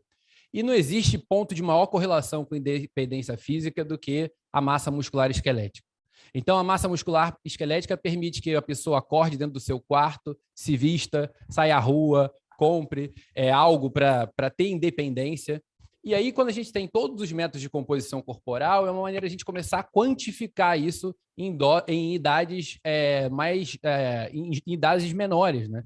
E aí, de fato, poder olhar para as condutas clínicas que o paciente está tendo, como sedentarismo, como obesidade, como a alimentação, excesso de gordura e excesso de carboidrato, e mostrar para ele que existe uma possibilidade de, hoje, começar a melhorar o futuro dele. Então, acho que a medicina do esporte é, sem sombra de dúvida, pioneira nisso, e a composição corporal anda lado a lado, no sentido de que dá números para quantificar, tanto para o profissional de saúde, quanto do paciente, para aumentar o engajamento. Fernando?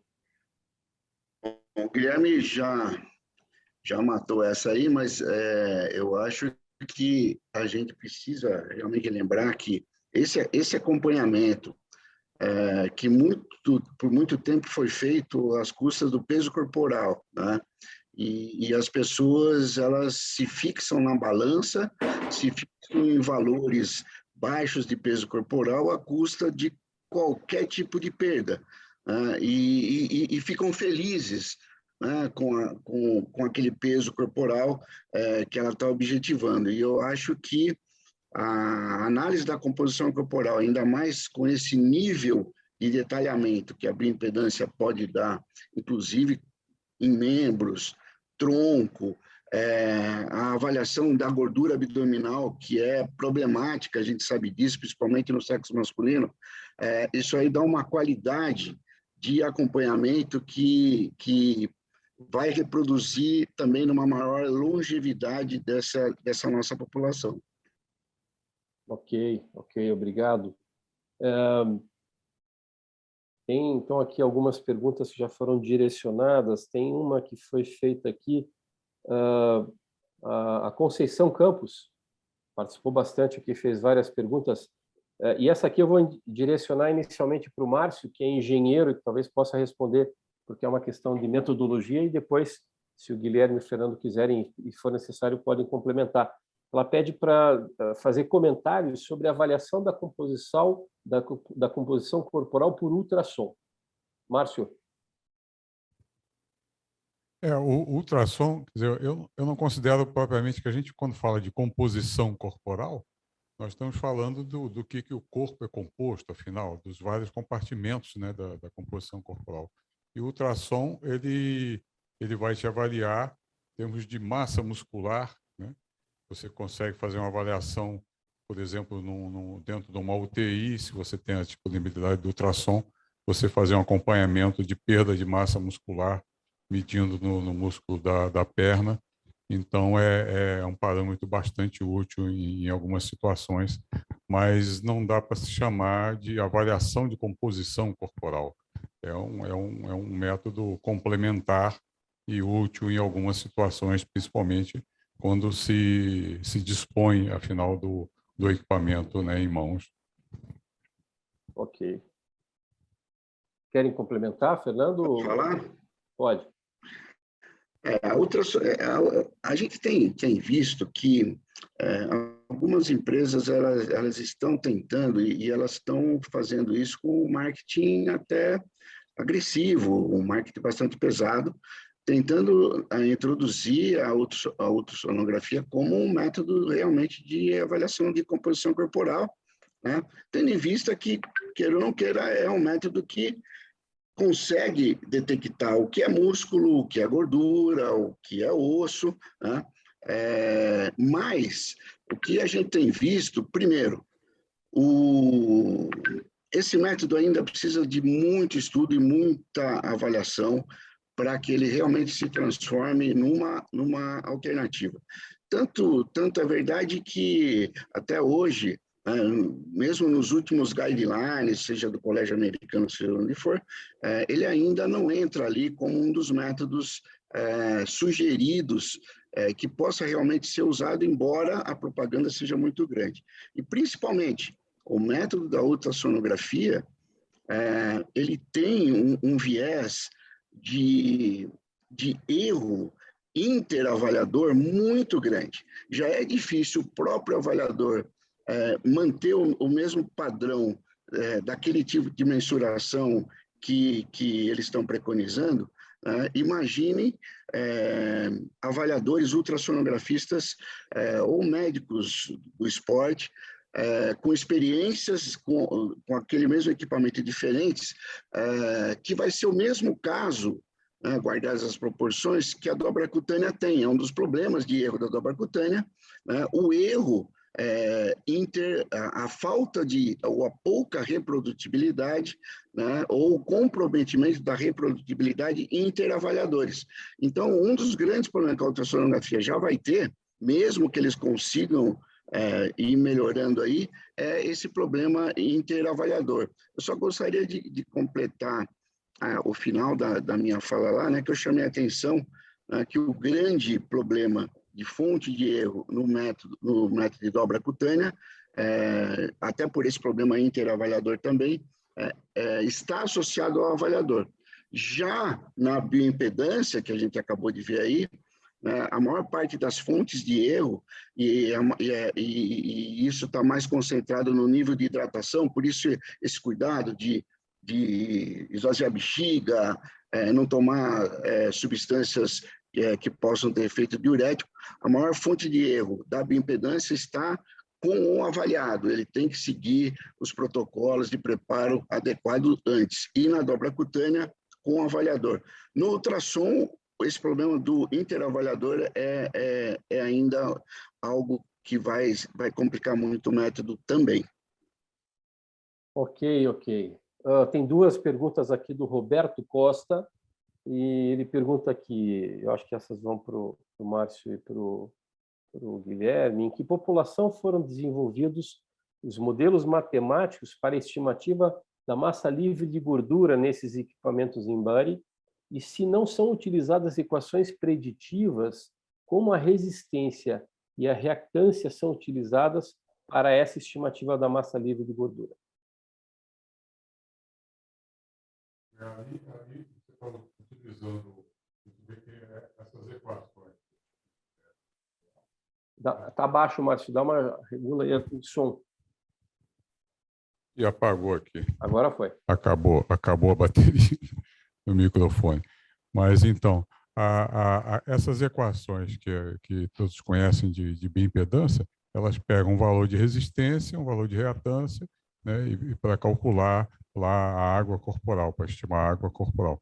E, assim, no equipamento multifrequencial que mede segmentado, ele vai ter um valor de resistência e reatância para cada membro e em várias frequências. Então, essas equações absolutamente não se adequam de forma nenhuma.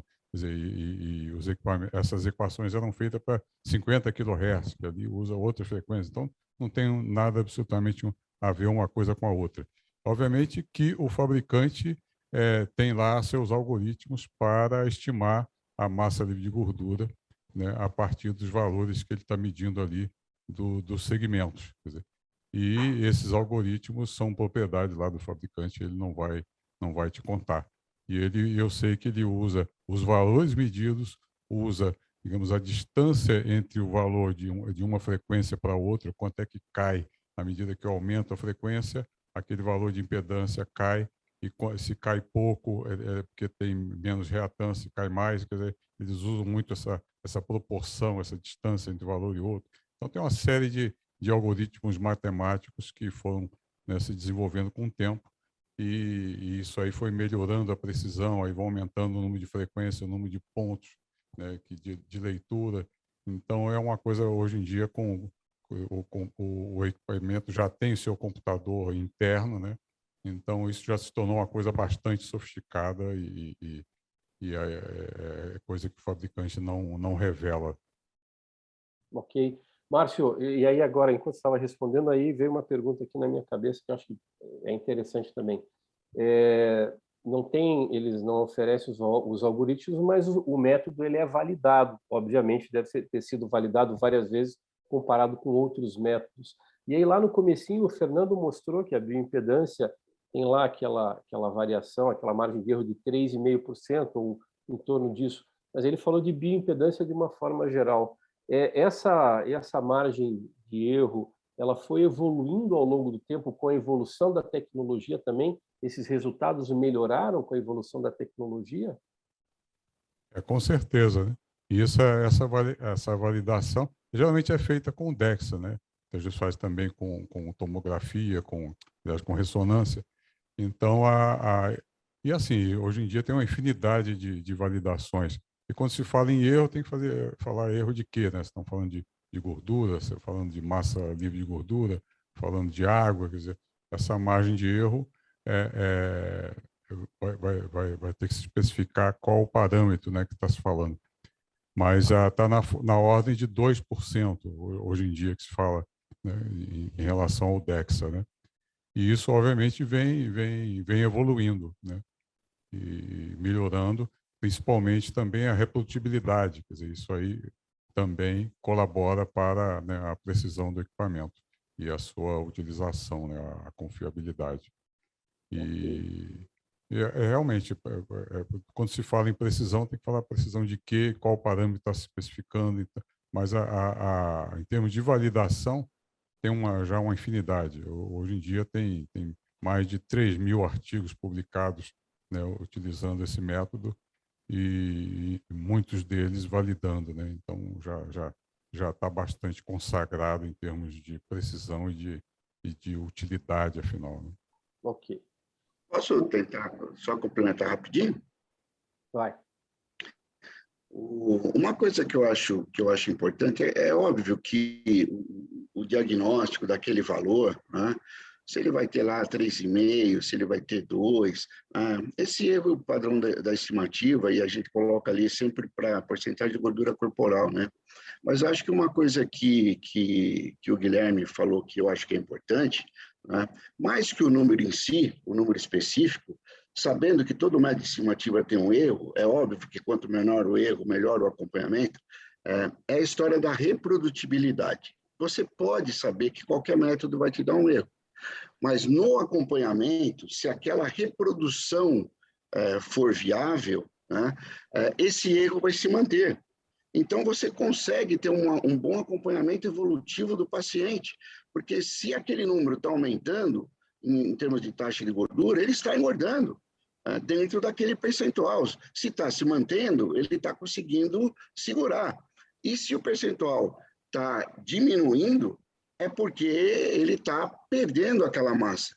Então, eu acho que em termos de acompanhamento, eu acho que a grande vantagem do que foi apresentado hoje é você conseguir uma reprodutibilidade dentro daquele erro, porque aí você consegue fazer um acompanhamento evolutivo, que é o que o paciente precisa. Estou aumentando, estou mantendo, estou diminuindo. Perfeito, perfeito. Exatamente. Eu acho que essa é uma... Só complementando, quer dizer, outro dia até ouvi um comentário, a pessoa dizendo assim, cuidado com a bioimpedância, o valor pode não ser exatamente aquele, né? Mas assim, serve para acompanhar.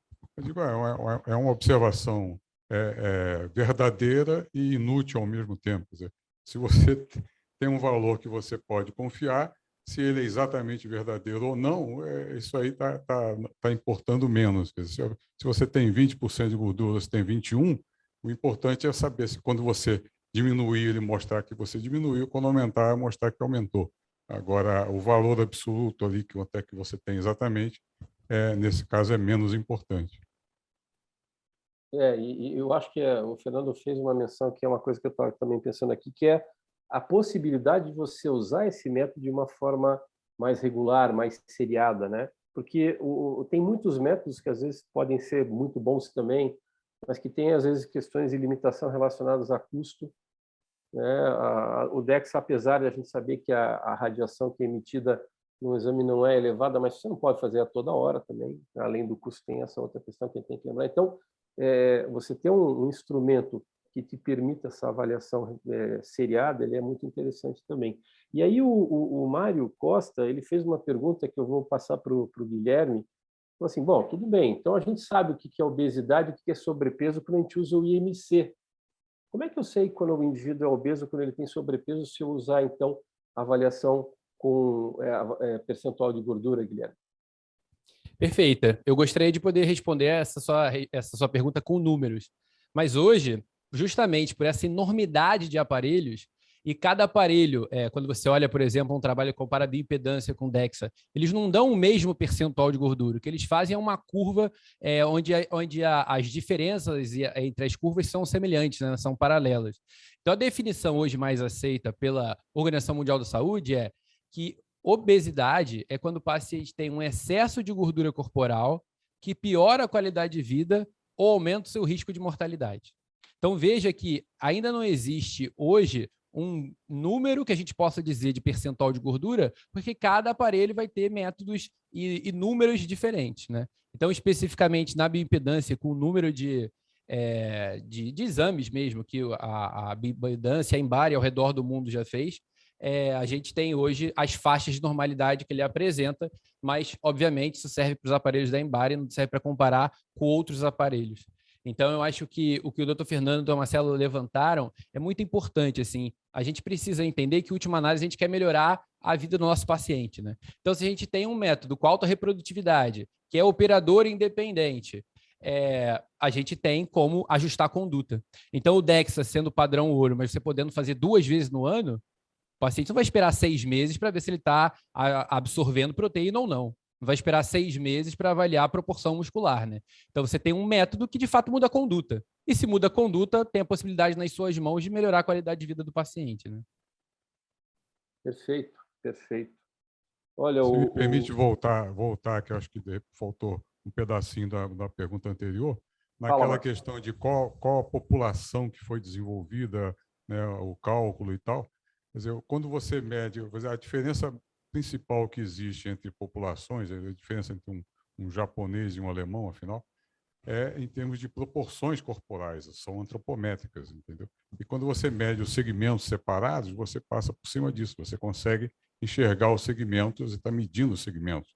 Então, você consegue dar conta dessas diferenças antropométricas e acaba sendo mais independente das populações. Perfeito. O Roberto Costa, ele fez várias outras perguntas e algumas observações aqui. Roberto, eu vou deixar depois para passar algumas das suas perguntas para o pessoal, eles encaminham as respostas para você, mas ele fez um comentário interessante, ele colocou aqui: se me permite, para quem tem interesse em pesquisa na área de avaliação de composição, a Frontier in Nutrition está com um número especial sobre o tema, aberto para submissão de artigos. Então, quem quiser, ele botou um link aqui que eu vou depois pedir para a organização aqui nossa disponibilizar para vocês, mas quem quiser pode ver esse link aqui na seção de perguntas e respostas, tá? Então, Roberto, obrigado aí pela tua colaboração, pela tua participação bastante ativa aí. A doutora Maria Augusta, aqui, Zela, aqui de Curitiba, fez uma pergunta que é assim: com a melhora da tecnologia da bioimpedância, eu consigo alterar o protocolo para realizar o exame?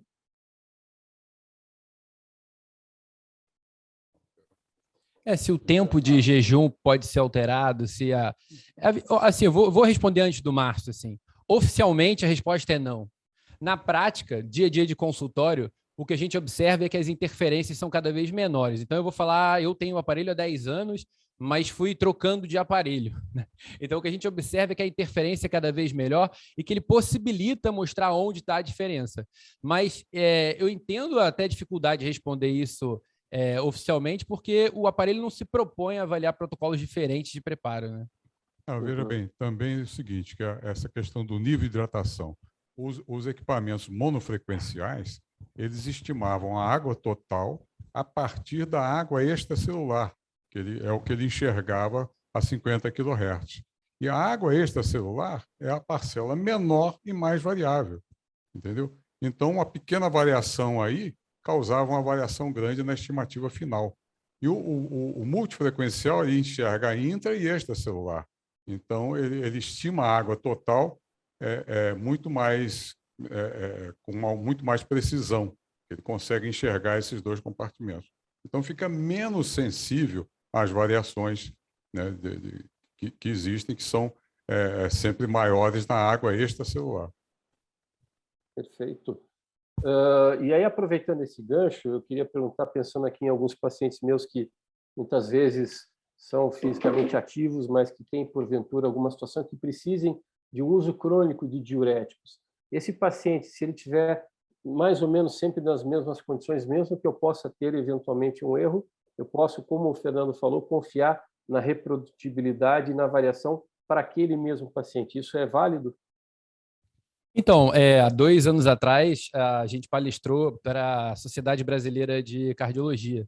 E a gente fez uma grande revisão, né, sobre a bioimpedância em pacientes cardiológicos. E uma das coisas mais interessantes, eu não sei de lá para cá como isso evoluiu, é que alguns hospitais no Japão e na Coreia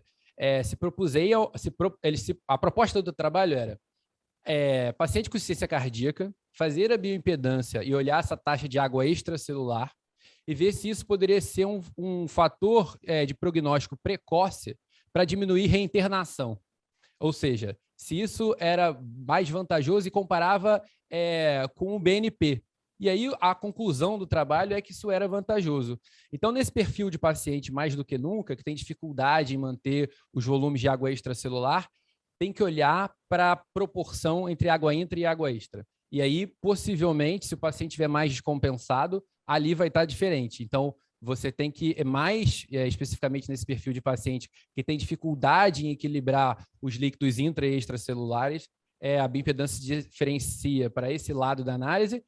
E, inclusive, tem outras folhas que são só sobre proporção de água, né? E aí tem mais outro relatório que, para a maior parte dos pacientes, não mostra uma grande relevância, mas para nefropatas e paciente com insuficiência cardíaca, tem se direcionado esse tipo de estudo, né?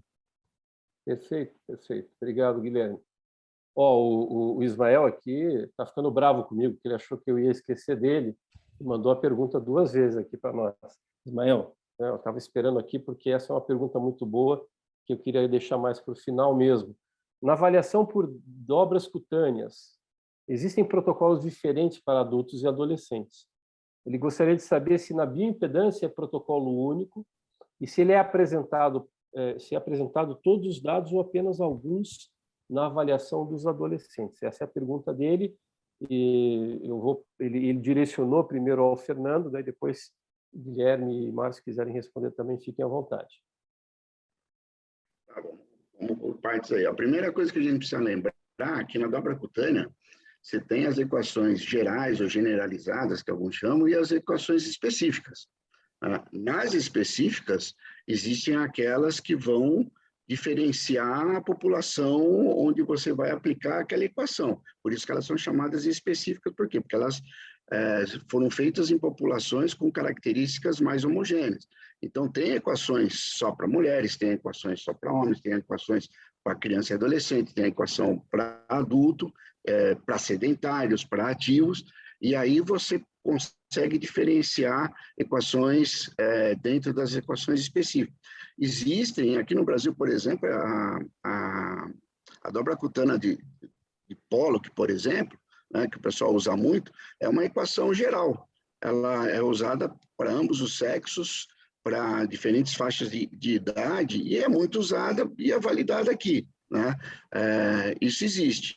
Nos equipamentos de bioimpedância, nos iniciais, como se usavam equações, né? E aí também tinham aqueles aparelhos gerais, onde você não informava absolutamente nada, você só pesava e passava a corrente e dava lá uma estimativa. Esses eram os equipamentos bem mais simples.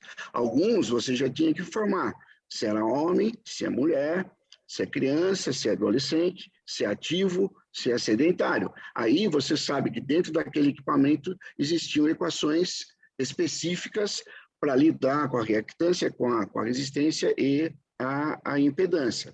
No método multifrequencial, como eles já apresentaram aí, eles podem complementar, né? Esses fatores, eles perdem relevância, porque, na verdade, você, como eles mostraram no slide, você acaba analisando a quantidade intra, a quantidade extra, tamanho de segmento e assim sucessivamente, né? E você acaba eliminando todos esses viés de somatotipo, de etnia, de idade e assim sucessivamente.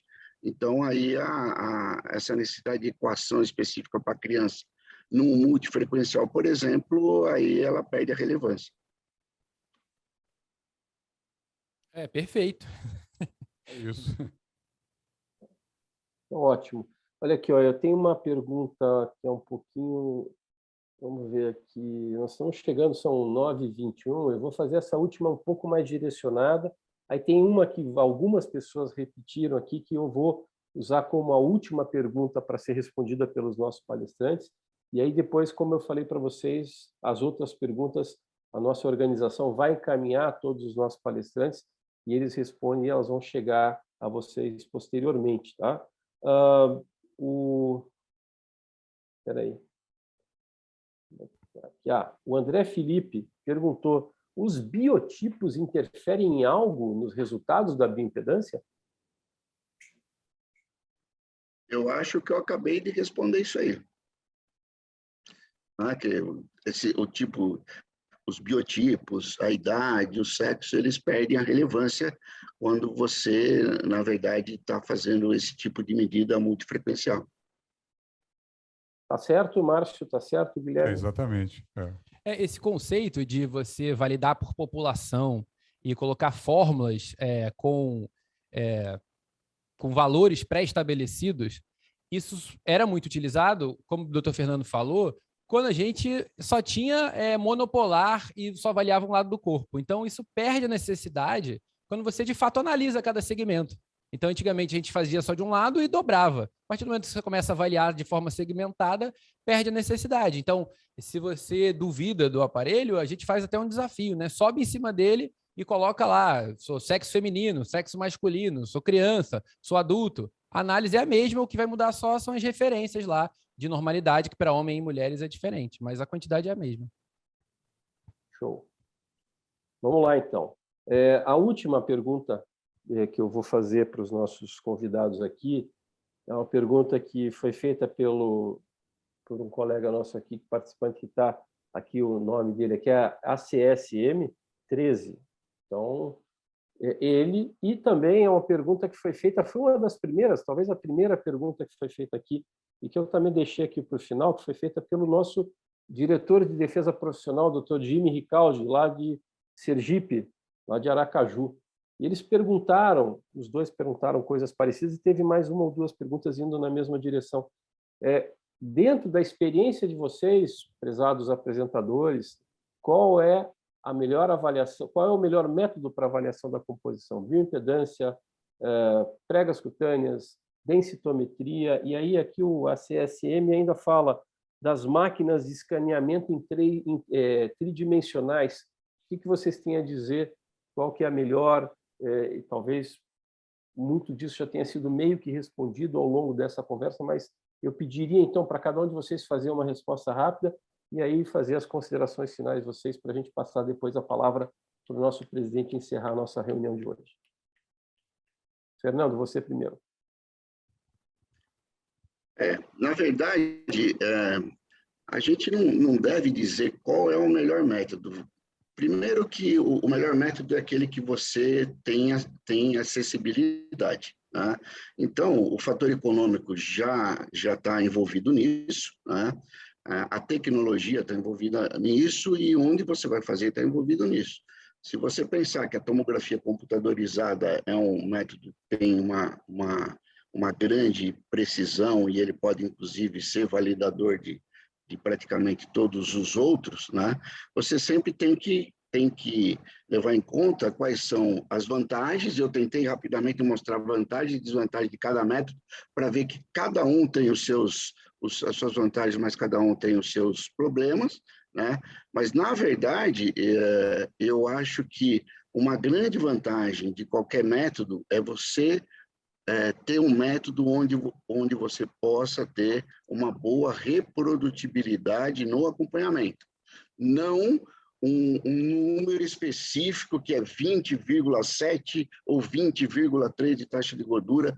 Isso é o menos importante, isso já foi falado pelo Guilherme também e pelo Márcio, mas o mais importante é, a partir do 20,7, saber se ele vai passar para 21, 22, e se as condições não só do paciente, mas a possibilidade de reprodutibilidade das mesmas condições, inclusive do equipamento, é que vão dar um melhor acompanhamento. Eu acho que aí, se você pesar todas essas coisas, você vai ter o melhor método para você.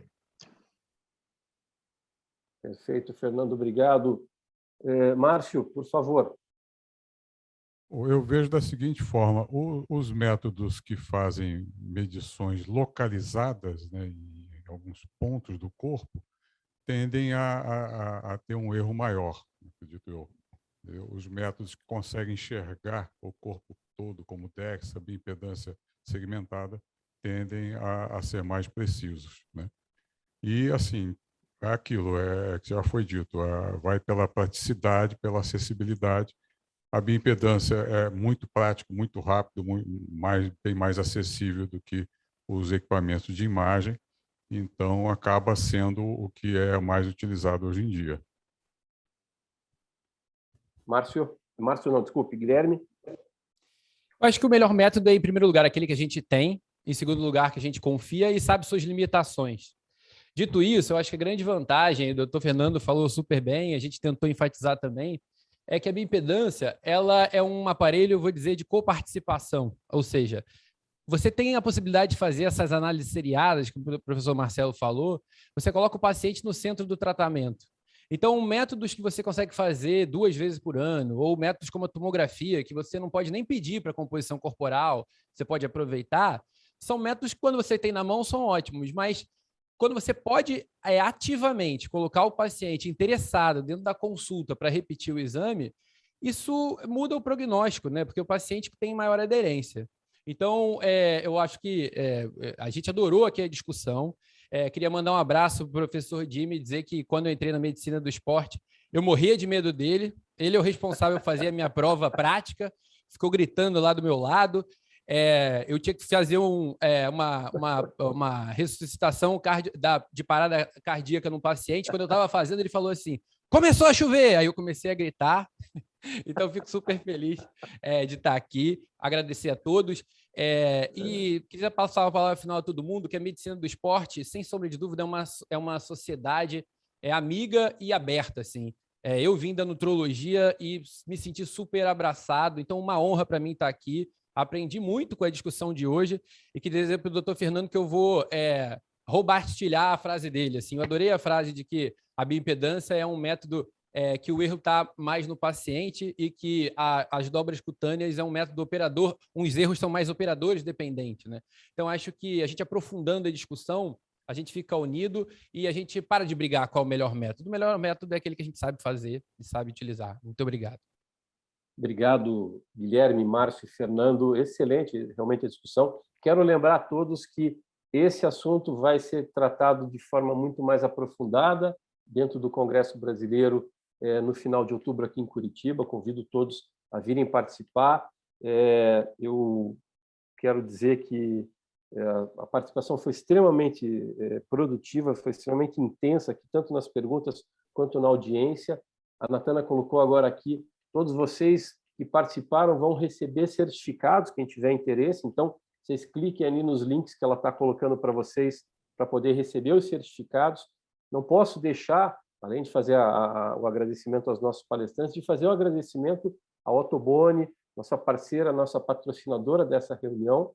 E agora eu passo a palavra aqui ao nosso presidente, doutor Ivan, para que ele faça as suas considerações finais e para que ele possa encerrar essa nossa primeira reunião. Lembrando a vocês que nós já temos, então, uma reunião na segunda terça-feira do mês de abril.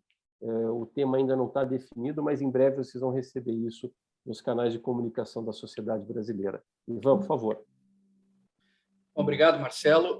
Eu vou ser redundante aqui em algumas coisas. Eu quero agradecer ao Ottoboni pela parceria, eu acho que foi excelente, ao Márcio, ao Guilherme, ao Fernando, pelas excelentes apresentações. Eu relembrei muitas coisas que fazia muito tempo que eu não é a minha área de atuação, mas às vezes até fiquei meio perdido aqui, mas vamos em frente, né? Mas, enfim, eu acho que as nossas reuniões são para isso. Marcelo, parabéns pela reunião de hoje, muito boa. Eu acho que a discussão muito boa. Eu acho que eu espero que os nossos assistentes, os nossos associados tenham aproveitado bastante e que lembrem das nossas próximas reuniões. Deixa eu ver se eu não esqueci. Eu não posso esquecer de ninguém aqui. Eu preciso agradecer a Natana, de novo, pelo background nosso aí. A Cecília da Vesta também, que a Vesta já é uma parceira não só no Congresso, mas já é uma parceira permanente da nossa sociedade. Isso tem aumentado o sucesso das nossas ações. Eu espero vocês na próxima reunião. Não esqueçam do nosso congresso no segundo semestre. O congresso vai ser muito interessante. A gente está pensando em algumas ações, inclusive ações sociais, para que a gente tenha uma integração muito boa entre os nossos associados, não só dentro de aula, assistindo palestras. Enfim, não quero me estender muito aí. Obrigado a vocês. Marcelo, parabéns de novo pela reunião. Boa noite para vocês e até mais.